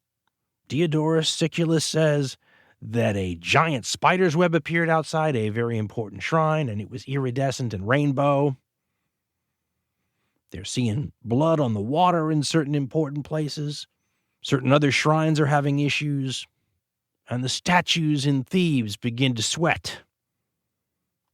In my Robin Waterfield translation of Diodorus, he explains what all this is, and remember, Diodorus believes it, and he says, quote, "In the first place, a fine spider's web appeared in the sanctuary of Demeter, which was not just as big as and then he describes a very big thing, but was also surrounded by an iridescent sheen like a rainbow in the sky. When they consulted the Delphic oracle about it, they received the following reply." Now the oracle says, "This sign is intended by the gods for all men, but especially for the Boeotians and their neighbors." The Boeotians being the Thebans and their neighbors. So the Thebans then take this question to a local shrine, because, if it's for the Boeotians and their neighbors, why not consult our own shrine? And Diodorus says, quote, "And the national oracle of Thebes gave them this reply: the woven web is bad for one, but good for another.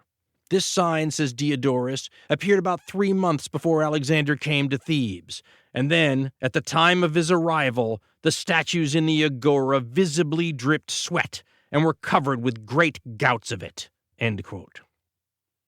He then says that there were reports of a sound very like a bellow, he says, coming from certain important marshes. A blood-colored ripple was running down the surface of the water in another location. At Delphi, he says, there was blood on the roof of a temple that involved the Thebans.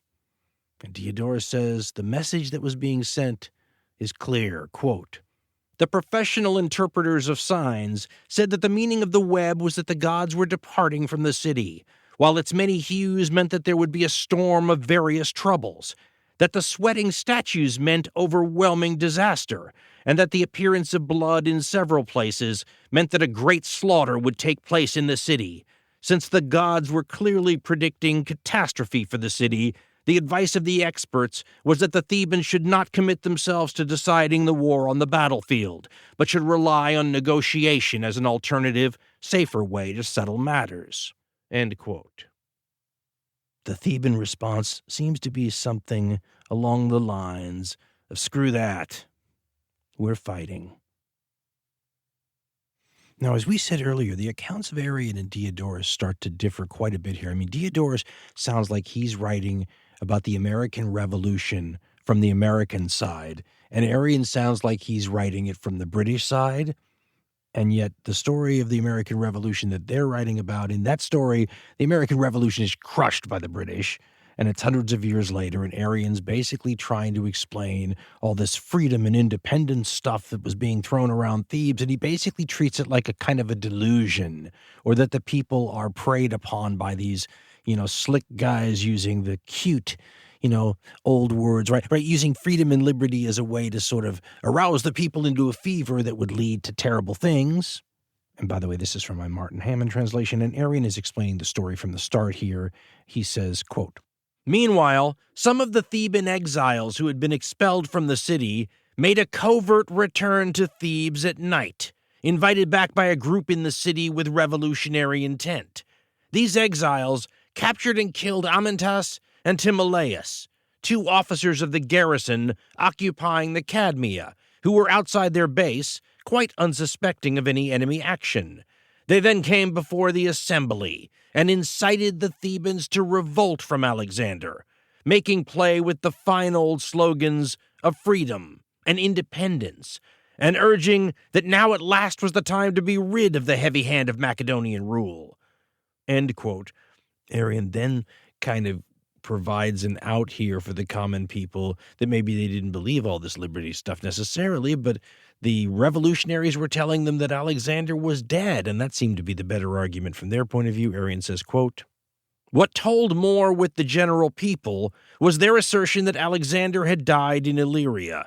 There was indeed a strong and widespread rumor to this effect, since he had been away long, and no word had come from him, so that, as tends to happen at such times, in ignorance of the facts, people assumed what they wanted to believe." End quote. So dismissive of the people, treating things like freedom and independence as slogans that politicians would use to sort of move the dull masses. But I've always found it a fascinating sort of way to approach it. Remember, Arrian lives at a time when he's subject to an emperor, and he likes it. But he kind of makes it sound like these revolutionaries, as he calls them, are leading the people by the nose here, and they've got to keep these lies. There's a Jim Jones aspect to this in the way Arrian does it. Got to keep these lies alive. Unfortunately for them, Alexander is on the way to show that they are lies. And he's coming at a truly Alexandrian pace. As we pointed out, this is one of his great qualities. Peter Green says the pace of Alexander's advance here outpaces the news of his arrival. Diodorus Siculus just says, all of a sudden, Alexander's army just appeared outside the gates of Thebes. Ian Worthington breaks it down more than that, though. Alexander turns his army south from Illyria and marches it. Remember, it's tired already. 250 miles in 13 days, with 1 day off to rest. And remember, most of these guys are on foot. Crazily enough, I read in a couple of different sources, because it's shocking, the army seemed to make the same 18 to 20 miles per day rate, whether they're on flat, easy ground or going through crazy mountain passes. The revolutionaries, as Arrian would call them, in the city find out that Alexander is on the way when he's like 3 or 4 hours march distant. And of course, the people that are buying the revolutionaries, jive, Arrian would say, look to them and say, well, what about this? And so they say, that's not Alexander. He could never be here that fast. That's Antipater, his general that was in Macedonia. This isn't the full Macedonian army, and that's not Alexander. But Alexander had sent a message to Antipater, basically saying, get the rest of the army together that's not with me on this northern strike force and meet me outside the walls of Thebes. He tells the other cities around Thebes that have been sort of bullied by Thebes for a while, hey, something bad might happen to that bully you don't like. You want to be there? Meet me there too. And by the time the Thebans see an army basically appearing nearby them, it's 30,000 foot and 3,000 horse. With siege weapons. Alexander and the army just sort of camp out in front of Thebes for a couple of days, the sources say, and negotiations start. The sources make it sound like Alexander tries to be cool here, mainly because he doesn't want this problem at all. Certainly doesn't want to damage his army. He's planning on going over and attacking the Persians, and all this is just upsetting his timeline. He wants it to go away. All he asks for is, a couple of ringleaders to be turned over. Really cool terms. The Thebans are having none of it. Diodorus, sort of writing from the position of the American revolutionaries in the Revolutionary War that got crushed that it's a give me liberty or give me death moment. And if not, they're pumping themselves up, he says, by reminding themselves how badass they used to be. And how they still are, actually, but there's only like 7,000 of them, and Alexander can't believe that 7,000 of them are ready to face 30,000 Macedonian infantry and 3,000 Macedonian horse that is so experienced, veteran, and nasty that they're going to go take over the biggest empire in the world. I mean, just seems ludicrous. And Arrian, portraying it from the upper class British side of things after we destroyed those colonials several hundred years ago, tries to have some sort of sympathy with the people, suggesting that they're just deluded again by these revolutionaries, as he points out, who have everything to lose because no matter what happens, they're not going to fare well. So why not, take the whole city down with them?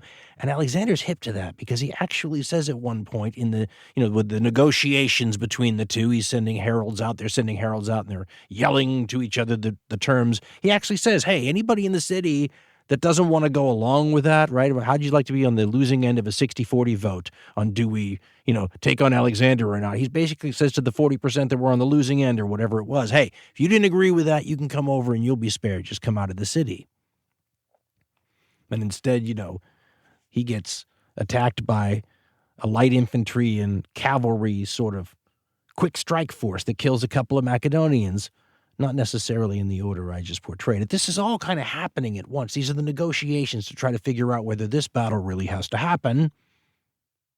But then the Thebans do something that in hindsight, but they must have known it in a way too, looks like taunting the lion here.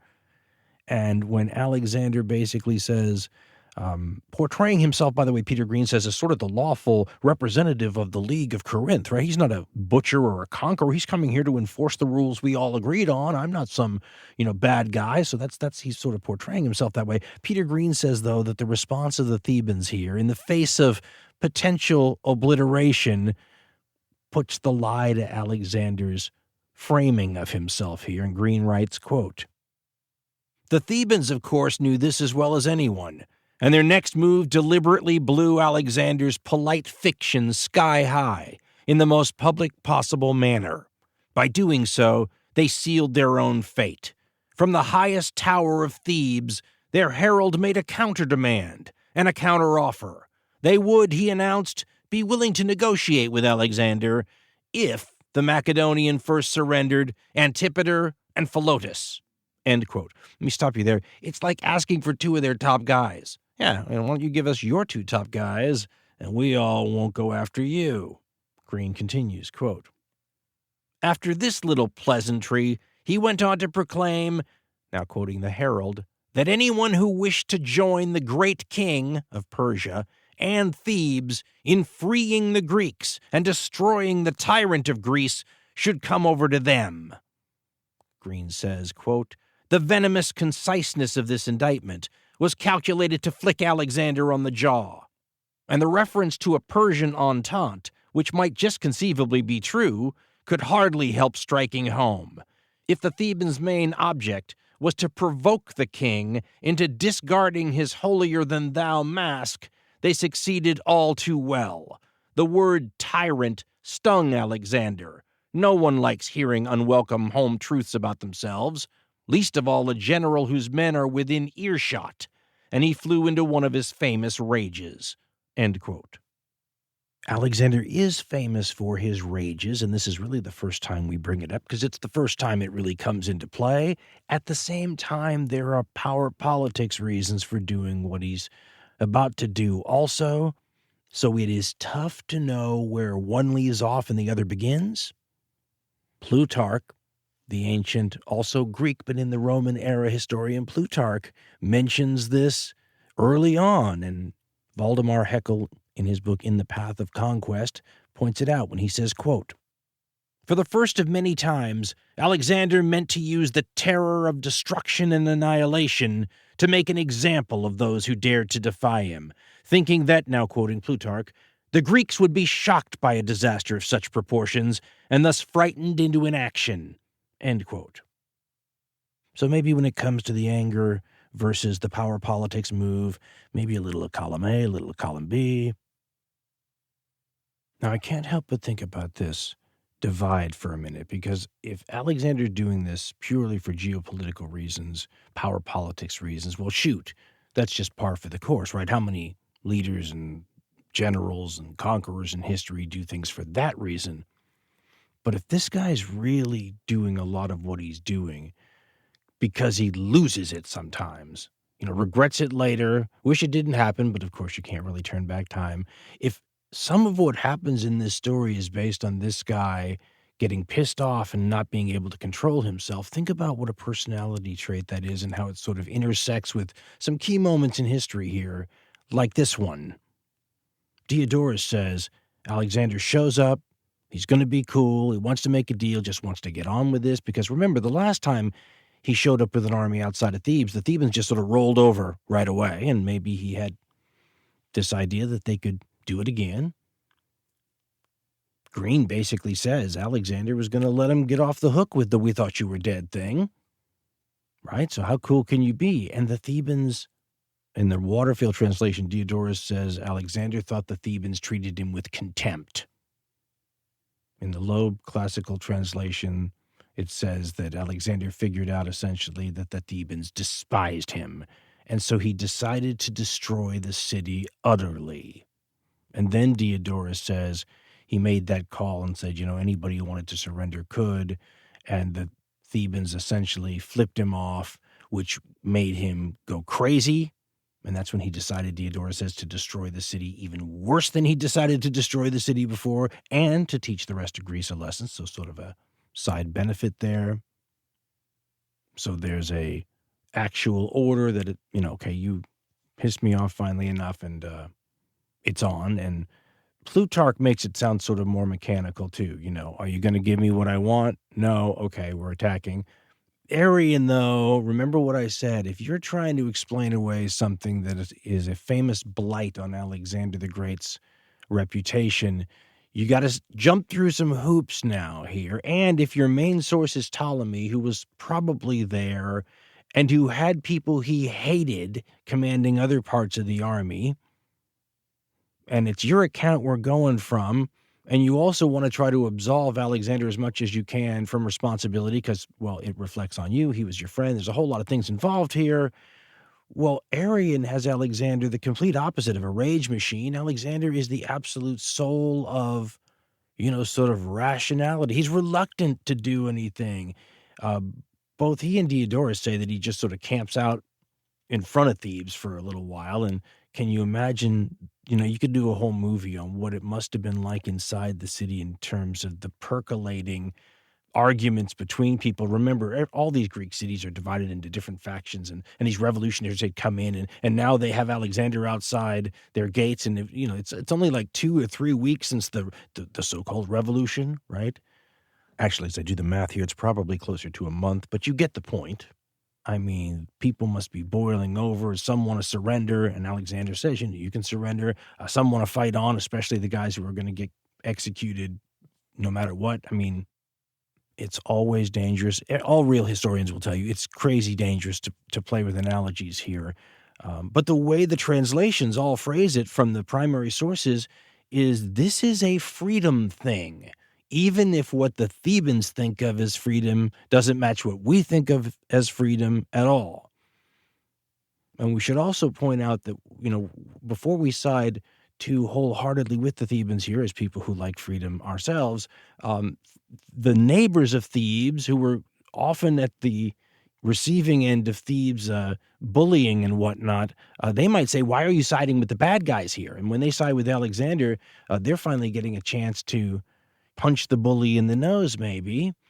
But in this case, the rhetoric of Thebes in the translations appeals to us because it sounds like, well, if you're an American especially, but the funny thing about the Americans against the British is once upon a time, the British are having their own revolutions. I mean, people all over the world can understand this idea of being in a sort of a war to preserve or regain one's freedom and independence, and maybe having it be a war against all odds. And that's the way the Thebans sort of see this thing. And so when Alexander says, just give me those 2 guys and we'll call it good, that also means, and we'll go back to the way things were when I was running the show and you didn't have your freedom. That's the real deal he's asking for, and a lot of us can understand being unwilling to take a deal like that.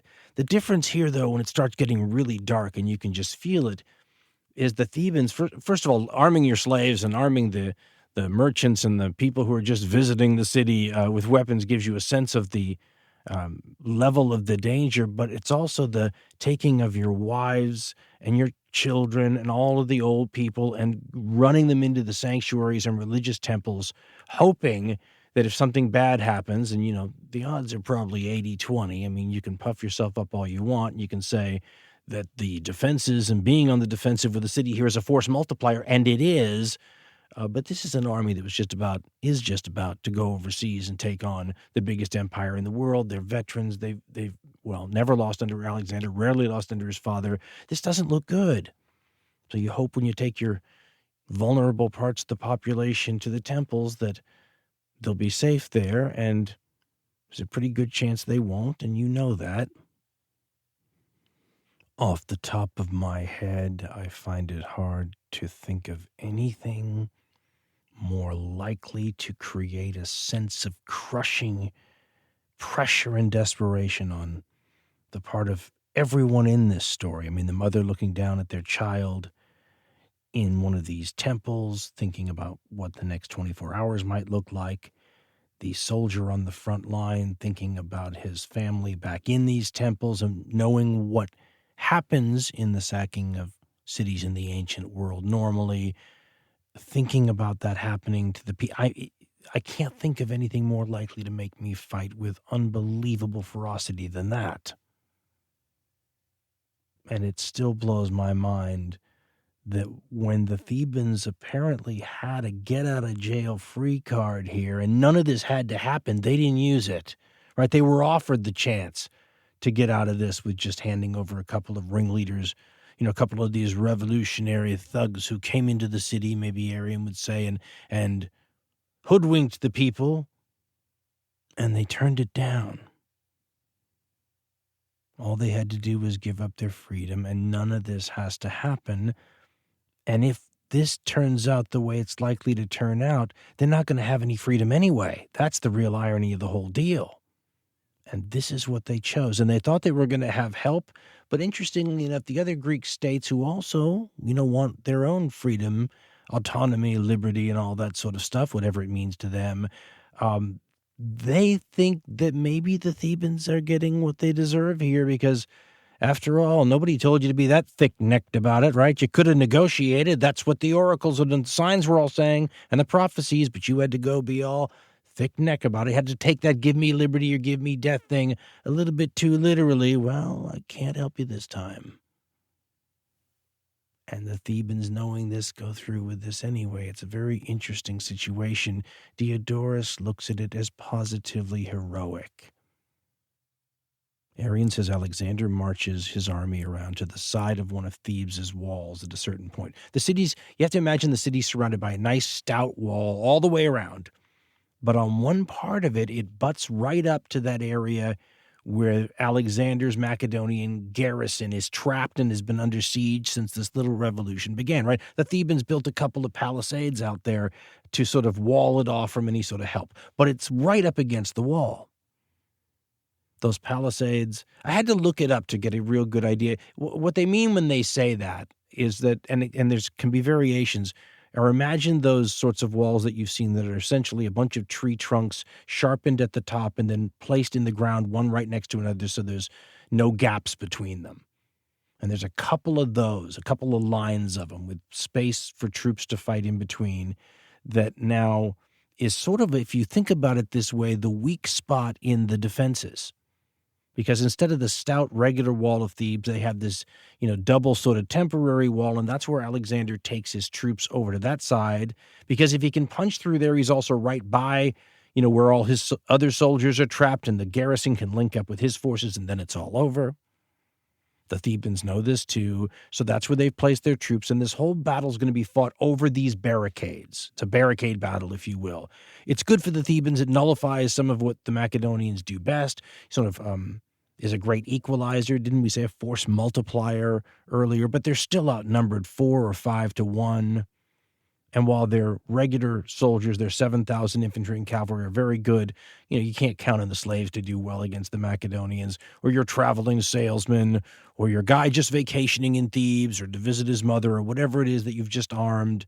This is a bit of a last stand sort of deal, and it reminds you of all the great last stands in history, from Thermopylae to the Alamo and all those kinds of things. With a small chance of success, Diodorus makes it even a little bit more of a close-run thing. Diodorus and Plutarch both have Alexander sort of preparing his forces for the assault, and then when he's ready, when the artillery is assembled, launching it, essentially. Pretty straightforward. Arrian, on the other hand, as we've already alluded to, using Ptolemy as a source, and Ptolemy having every reason to absolve Alexander for as much of this responsibility as possible, says that the fighting started when one of Alexander's subordinates, named Perdiccas, attacked with his forces without orders, an unauthorized assault. The leader of the unauthorized assault just happens to be the archenemy of Ptolemy. So, think about how elegant this is. He gets to write his history, gets to laud and sort of defend his boss and friend and the person he owes his legitimacy to, while at the same time turning around and shifting the blame for all these terrible things Alexander's critics say about, how he handled all this Theban stuff, and blame it all on his worst enemy. It's a 2-for-1 deal. It's wonderful. But we have to notice it. Doesn't mean it didn't happen. Adrian Goldsworthy, in his Philip and Alexander, he talks about how when you station troops so close together, maybe with that barricade in between them, but think about the things that are said to one another. It's not uncommon for troops to sort of, in an unauthorized way, just lose it in assault. When that happens, though, no matter what the reason, Alexander is forced to throw in more troops to protect the flank so that Perdiccas and his forces don't get cut off and surrounded.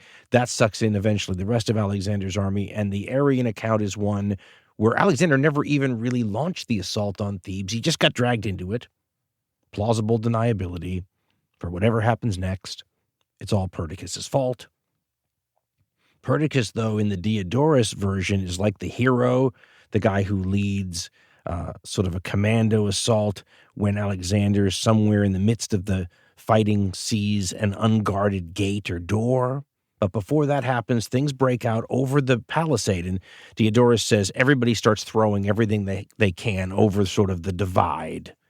It's easier for me to envision this kind of a battle than a more open, ancient battle, because you can see this sometimes in riots, and go look at riot footage where you have a barricade essentially of shields or a wall in there, and the fight, it breaks up the fighting and turns it into something that is pretty predictable. So these large groups of people sort of throwing things over the barricade and pushing and shoving. No specific word on whether the artillery was used to punch a hole in one of these palisades, but somehow a hole is punched. And no one says, of course, how wide it is, but Perdiccas and his forces stream through and are able to get to the second palisade. Remember, there's one, an open space, and then another. But he and his troops get trapped there and stopped, and the fighting's going on. Alexander sends the Agranians and the archers, his famous quick strike force, into the breach, tells them to fan out. They start apparently trapping a Theban unit. Again, hard to imagine the sizes of the forces we're talking about here, but I love the way in Arrian, he specifically says, over by the sunken road near the Temple of Heracles, as though it's still there, you can go see it. That's right where they got all trapped, and the archers are sort of keeping them at bay. And then at a certain point, Arrian says, the Thebans who are kept at bay run away, the light troops chase them, and then at almost like a prearranged signal, the Thebans who are running away with a shout turn around in formation. You can almost see it's like a movie where the archers and everybody who are chasing them and so confident all of a sudden are at the point of the spears. And Arrian says about 70 archers were killed along with their leader. The rest of them run back towards Alexander, supposedly, for the protection of the heavier troops. And while the Thebans who just killed those archers and just turned around and yelled and had this temporary victory, while they're chasing now the people that used to be chasing them, they get all strung out, they lose formation, and then they run into Alexander and the close order troops.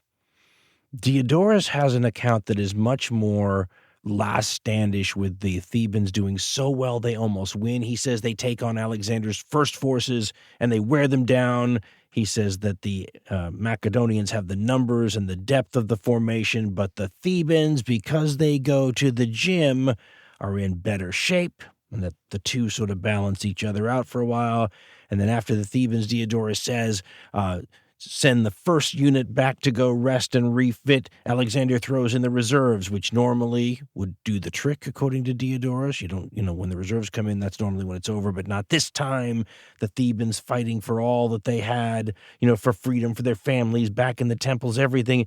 They're holding their own now against the reserves, and sort of Diodorus has them like yelling slurs at each other and, who's superior now, all these kinds of things. But in a very like Persians getting around the path of Thermopylae and attacking the Spartans in the rear way.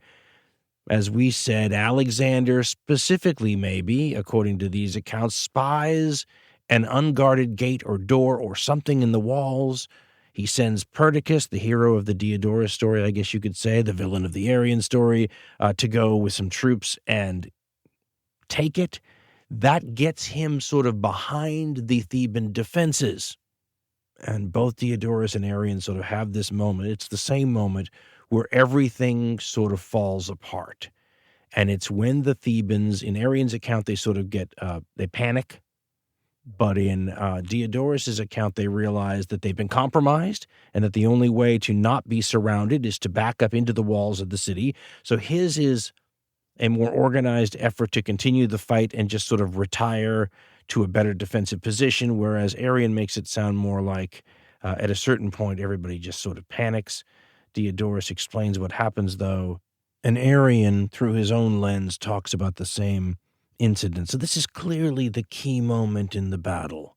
And Diodorus, from the Loeb classical translation, and I think originally that was translated by C. Bradford Wells, Diodorus says, quote, "So the Theban spirit proved unshakable here, but the king," meaning Alexander, "took note of a postern gate that had been deserted by its guards, and hurried Perdiccas with a large detachment of troops to seize it and penetrate into the city. He quickly carried out the order, and the Macedonians slipped through the gate into the city, while the Thebans, having worn down the first assault wave of Macedonians, stoutly faced the second, and still had high hopes of victory. When they knew that a section of the city had been taken, however, they began immediately to withdraw within its walls. But in this operation, their cavalry galloped along with the infantry into the city, and trampled upon and killed many of their own men. They themselves rode into the city in disorder, and encountering a maze of narrow alleys and trenches, lost their footing, and fell, and were killed by their own weapons. At the same time, the Macedonian garrison in the Cadmea burst out of the citadel, engaged the Thebans, and attacking them in their confusion, made great slaughter among them." End quote.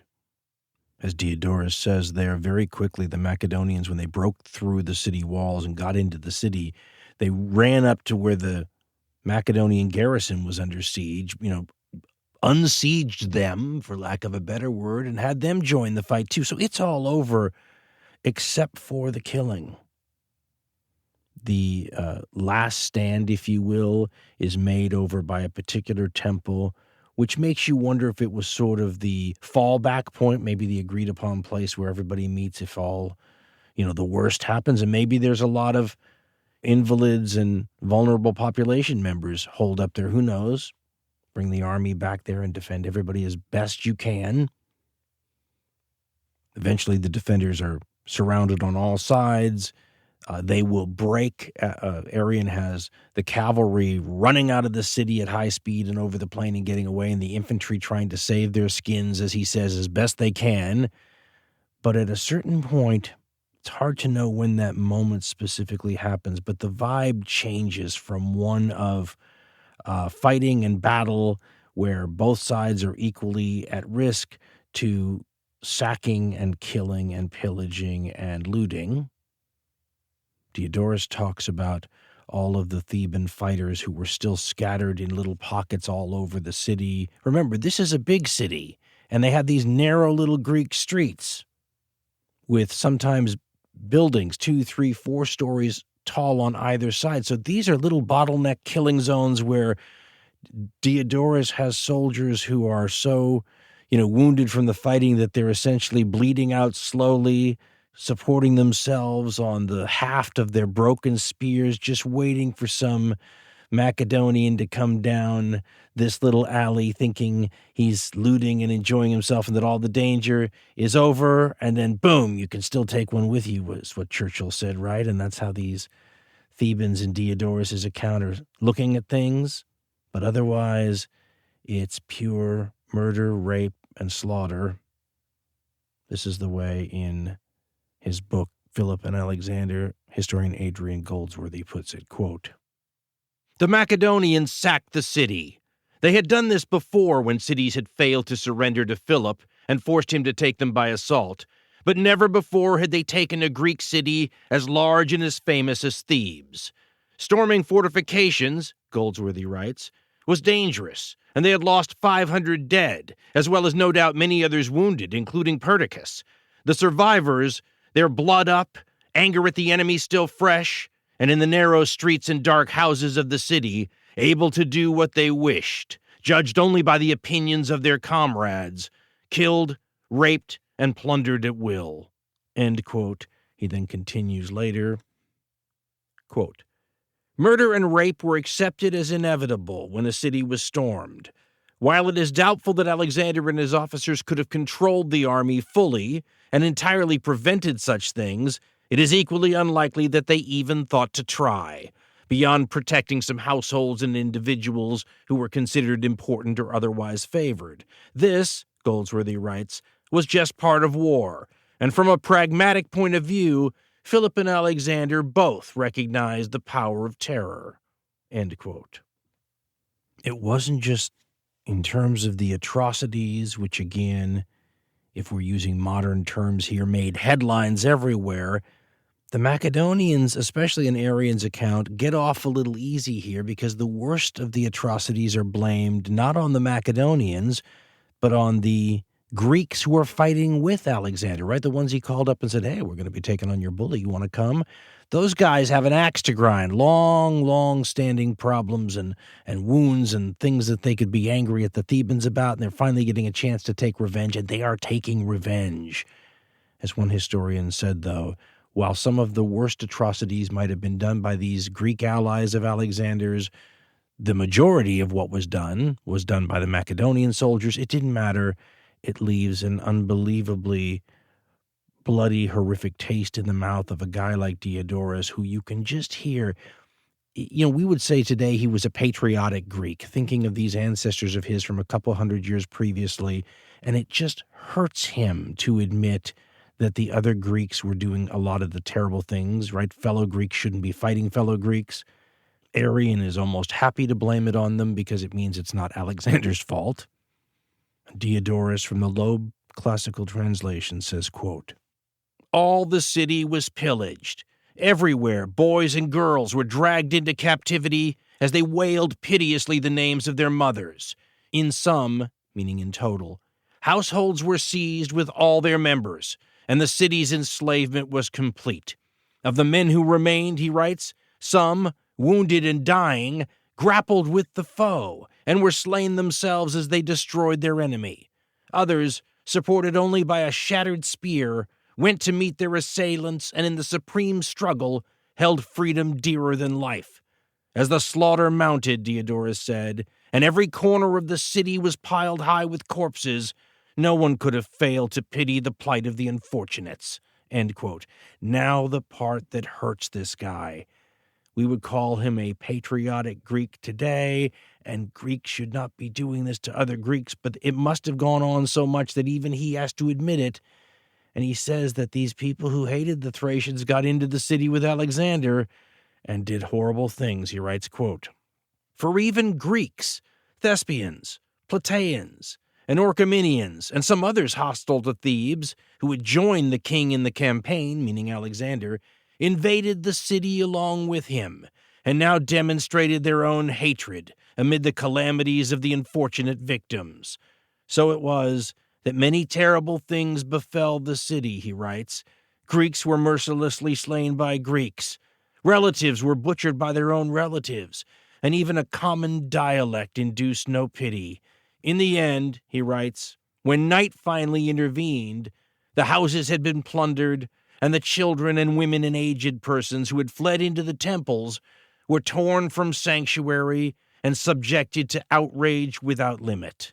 Over 6,000 Thebans perished, more than 30,000 were captured, and the amount of property plundered was unbelievable. End quote. But what to do with all this stuff? Alexander famously holds a sort of a ad hoc, spur-of-the-moment, made up of what we have around us kind of legal council to sort of represent the League of Corinth in miniature.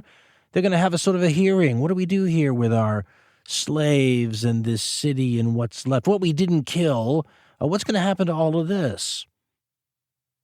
Now, this is another one of these things where half the time Alexander sounds like a barbarian stomping around doing whatever he wants to do, no rules apply and whatever. And the other half of the time he sounds like everything is strictly legal. All the arguments he makes with other Greek city-states could be made by lawyers. In this case, he's turning it over to someone else, and he says to these other Greeks, well, listen, I'm just the representative. I'm the hegemon of this organization, but we're going to vote on what happens to the Thebans. Unfortunately, it seems that the majority of the people who could be scraped up on the spur of the moment, either accidentally or on purpose, are all these little city-states around Thebes that have been victims of its bullying forever.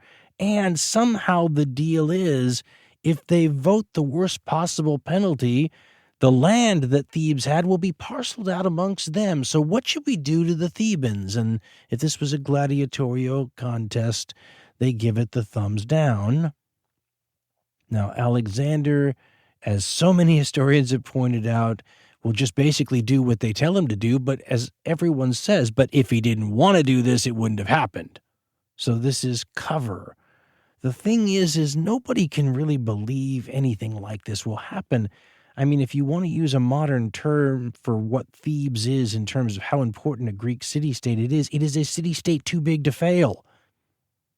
You just can't believe anybody would destroy it. I mean, Greek city-states have been destroyed before, but not like this. I mean, you know, if Athens is New York and Sparta was Chicago, then Thebes is Los Angeles, right? Once upon a time, Chicago was bigger than Los Angeles. By this time, Los Angeles has eclipsed it, and I mean, you wouldn't want to destroy Los Angeles, would you? I mean, you know, some of you might, but the whole point being that you can't imagine the waste involved in taking out something that large and important and meaningful.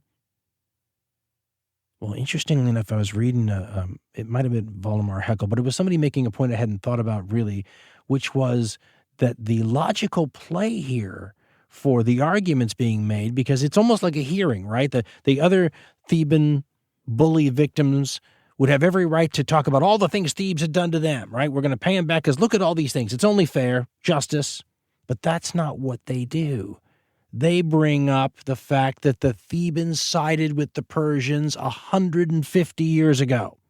That's the angle they push, which happens to be perfectly lined up with Alexander's propaganda angle here for this war. We're paying back these Persians for what they did to us 150 years ago, and oh yeah, the Thebans were on their side. And did you hear what they said to me? Alexander would have probably had somebody say for him. When we were all standing there, we all heard it. Come and join the great king.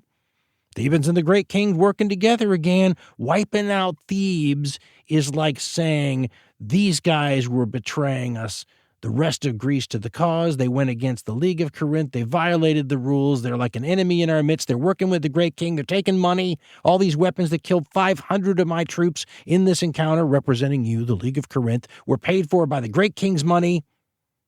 Oh, yeah, and it wasn't my decision anyway, and all these other people from around the region decide it's thumbs down for Thebes. And the city will end up being so totally destroyed that I read one historian once that said it might as well have been done by an atomic weapon. In typical Greek fashion, he exempts the temples from destruction. That's normal. In typically Alexandrian fashion, he exempts the descendants of a particular poet that praised the Macedonians in the past. But otherwise, it's 30,000 people sold into slavery and a rule put into place that says that after we destroy the city where these people live and scatter them to the winds, anyone who takes them in is guilty of a crime. A.B. Bosworth sums the whole affair up when he says, in Conquest and Empire, quote, "The Greek world now had a shocking example of the consequences of resistance. One of the leading cities of the Greek world had been destroyed in a single day, as though by visitation of the gods," so Aeschines lamented in 330. And the litany of shock and sorrow was to be repeated through the centuries. There was a groundswell of sympathy for the victims. Despite the prohibition, Bosworth writes, against giving succor to the refugees, they were received into neighboring cities, notably Athens and Acrophenium. And nearly 20 years later, when Cassander proclaimed the restoration of Thebes, there was enthusiastic support from as far afield as Italy and Sicily. Though, Bosworth writes, the immediate reaction was panic. End quote. The Greeks start bowing and scraping in a toady-like fashion. Not the Spartans, but they've never been a part of this League of Corinth, but like the Arcadians, who got an army together, sent it to the Isthmus and waited. They vote to execute the people who'd proposed sending that army up there, and the ones who led it, those guys, they were way out of line. Athens says representatives along with everyone else, but at the same time, they're preparing for a siege. They figure they're next. Meanwhile, they're sending representatives. This is so Athenian-like, isn't it? They're the same ones, remember, who said that nobody could find any sanctuary if they assassinated Philip II. They said that right at his games, and then he was killed 5 minutes later, and they were celebrating it. Well, they're doing it again. As soon as Alexander is available, they send their representative saying, "Oh my goodness, thank goodness you've made it safe back from Illyria and from fighting those Triballis. And God, we thought you were dead and we're so glad you're not. And we thoroughly approve of that punishment that you handed out to Thebes." And Peter Green said, Alexander was probably amused by this, but he didn't take it seriously. He demanded they hand over the most vociferous anti-Macedonian demagogues among them, including our friend Demosthenes. What do you think is going to happen to these guys? It puts Athens in the most agonizing position you can imagine. It's a little like imagining the Germans in the Second World War after France is defeated and the British decide to give in and they're beaten and they're going to be, completely destroyed and blood will run in the streets of London and everything, unless the deal is that Hitler wants Churchill. Give me Churchill and those friends of Churchill who've all been saying bad things about me, and we'll call it okay. Demosthenes is horrified and says it's a little like turning over the sheepdog who's been protecting the flock to the wolves, who's been warning you of the dangers of Darth Vader all this time, and now it's Darth Vader's son, and I've been right the whole time, and sure, I've had to trick us into doing the right things sometimes, and sure, I brought out that guy in bandages who was limping around saying he saw Alexander dead, but it was all to do the right thing, to preserve our liberty, and I realize it's come to this right now, and he's in a real boat, and he's got adversaries up there who must have been smiling to themselves at the opportunity to watch him squirm. Some of the orators get up and say that if Demosthenes, was any kind of real patriot, he'd willingly and proudly go to his death, right? He'd be proud to walk up there and die as a sacrifice to his city. And it really puts you on a sort of a horns of a dilemma situation, right? You don't want to look like a coward. You don't want to look like someone who wouldn't die for his city.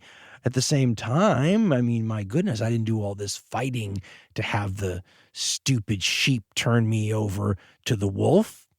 It's an interesting sort of thing to wonder about. And the way he gets out of this is in the most Athenian-like way. Someone talks Alexander out of it. The Athenians are the great diplomats, the great talkers, and a particular Athenian diplomat, some stories have him getting a lot of money from Demosthenes to do this, is able to go to Alexander and have his demands cut down to just one guy who's only going to be banished and who immediately runs to the king of Persia for sanctuary.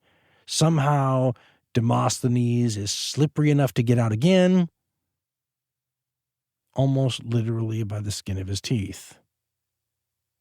But Alexander, as we had said, he felt outside the walls of Thebes, has bigger fish to fry.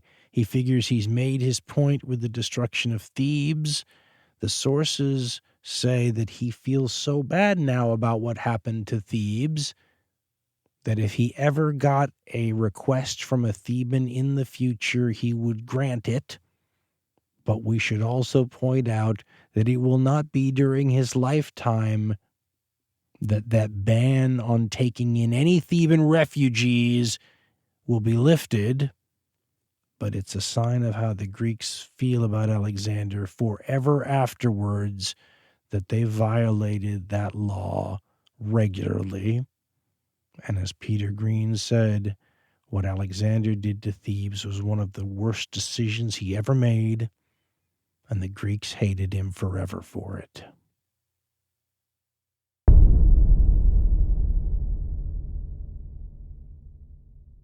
If you think the show you just heard is worth $1, Dan and Ben would love to have it. $1 a show. It's all we ask. Go to dancarlin.com for information on how to donate to the show. For Hardcore History t-shirts or other merchandise, go to dancarlin.com. Want to get your hands on all the older Hardcore History shows? Just go to dancarlin.com and click on the merchandise tab and catch up on what you've missed. The fact that I'm doing this just reminds me it's past due time to get some more liners cut. But some social media addresses to share with you. The gold standard is the dancarlin.substack.com account, because with that one, we'll send you an email when we have something important to tell you. So if that sounds like a good idea, sign up for that.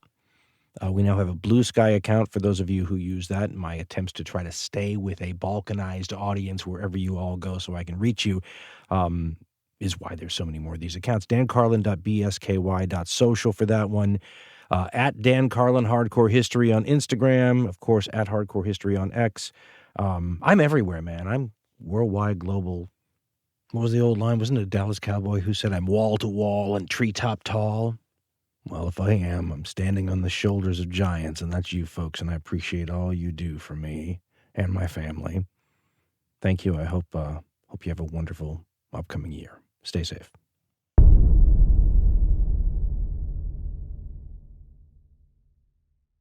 There's an old saying that I told you that story to tell you this one. Because now, the first show we did was about Alexander, the context of his life, his upbringing, the army that he was going to use, the tactics. I mean, all the things that set the stage for Alexander. And then the story we just finished is about Alexander taking over and his early challenges. And let's be honest, those early challenges could have finished him very easily. A lot of great conquerors in history, as I believe we said earlier, kind of never make it past their knife fights amongst the rocks in Illyria stage. They're a little like the sea turtles that get born on the beach and have to run the gauntlet of predators to make it to the safety of the ocean just to have an opportunity at life. A lot of the potential great conquerors lose their lives along the way.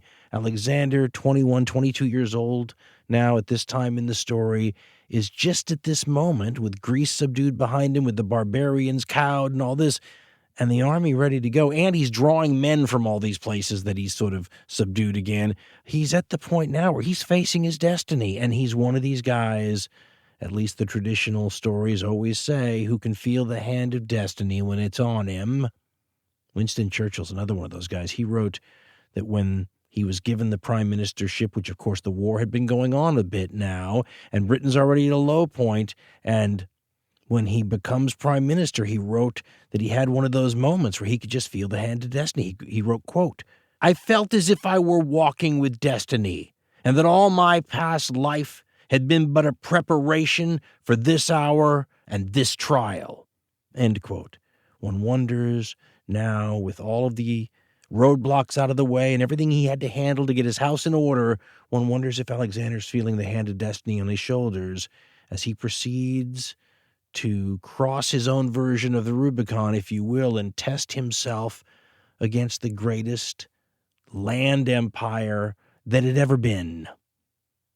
The richest, the biggest geographical territory, and almost mythically old in terms of the way the Greeks would have seen it, right? But dating back to a tradition that goes to Assyria and Babylonia and, once upon a time all the way to Sumeria. I mean, this is the great Middle Eastern inheritor of all that history from that region.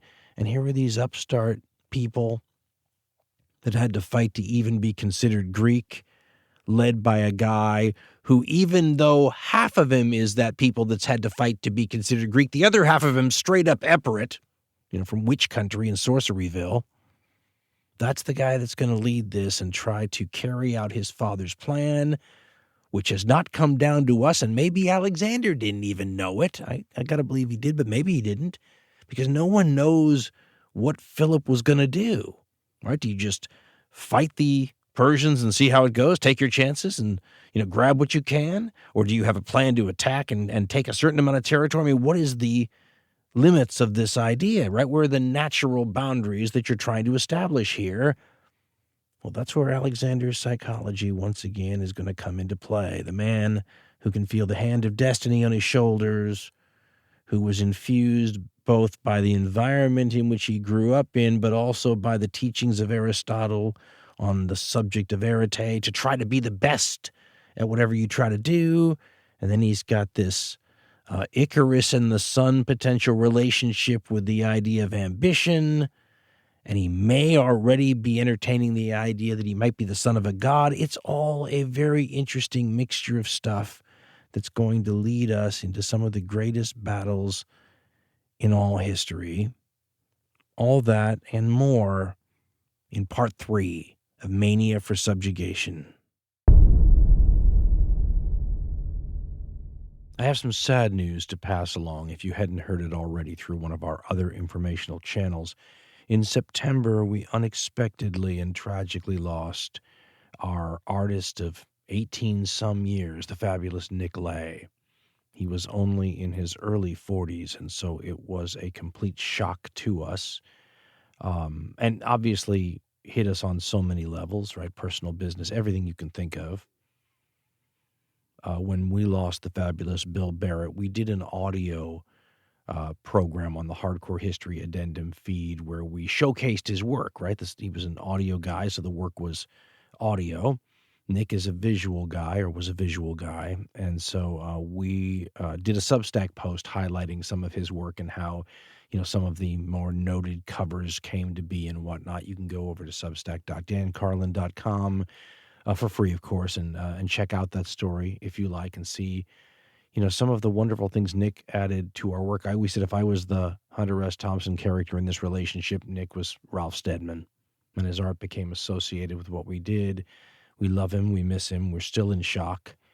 And we had to pivot quickly, and thank goodness we ran into Eric Sayers, who has taken on the unenviable task of following a legend and somebody whose work is very closely associated with us.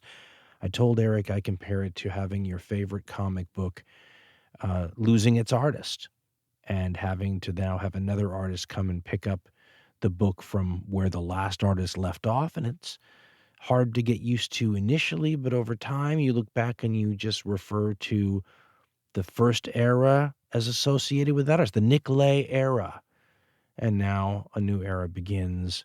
And, we think of Nick fondly, we miss him, and we send our love to his family.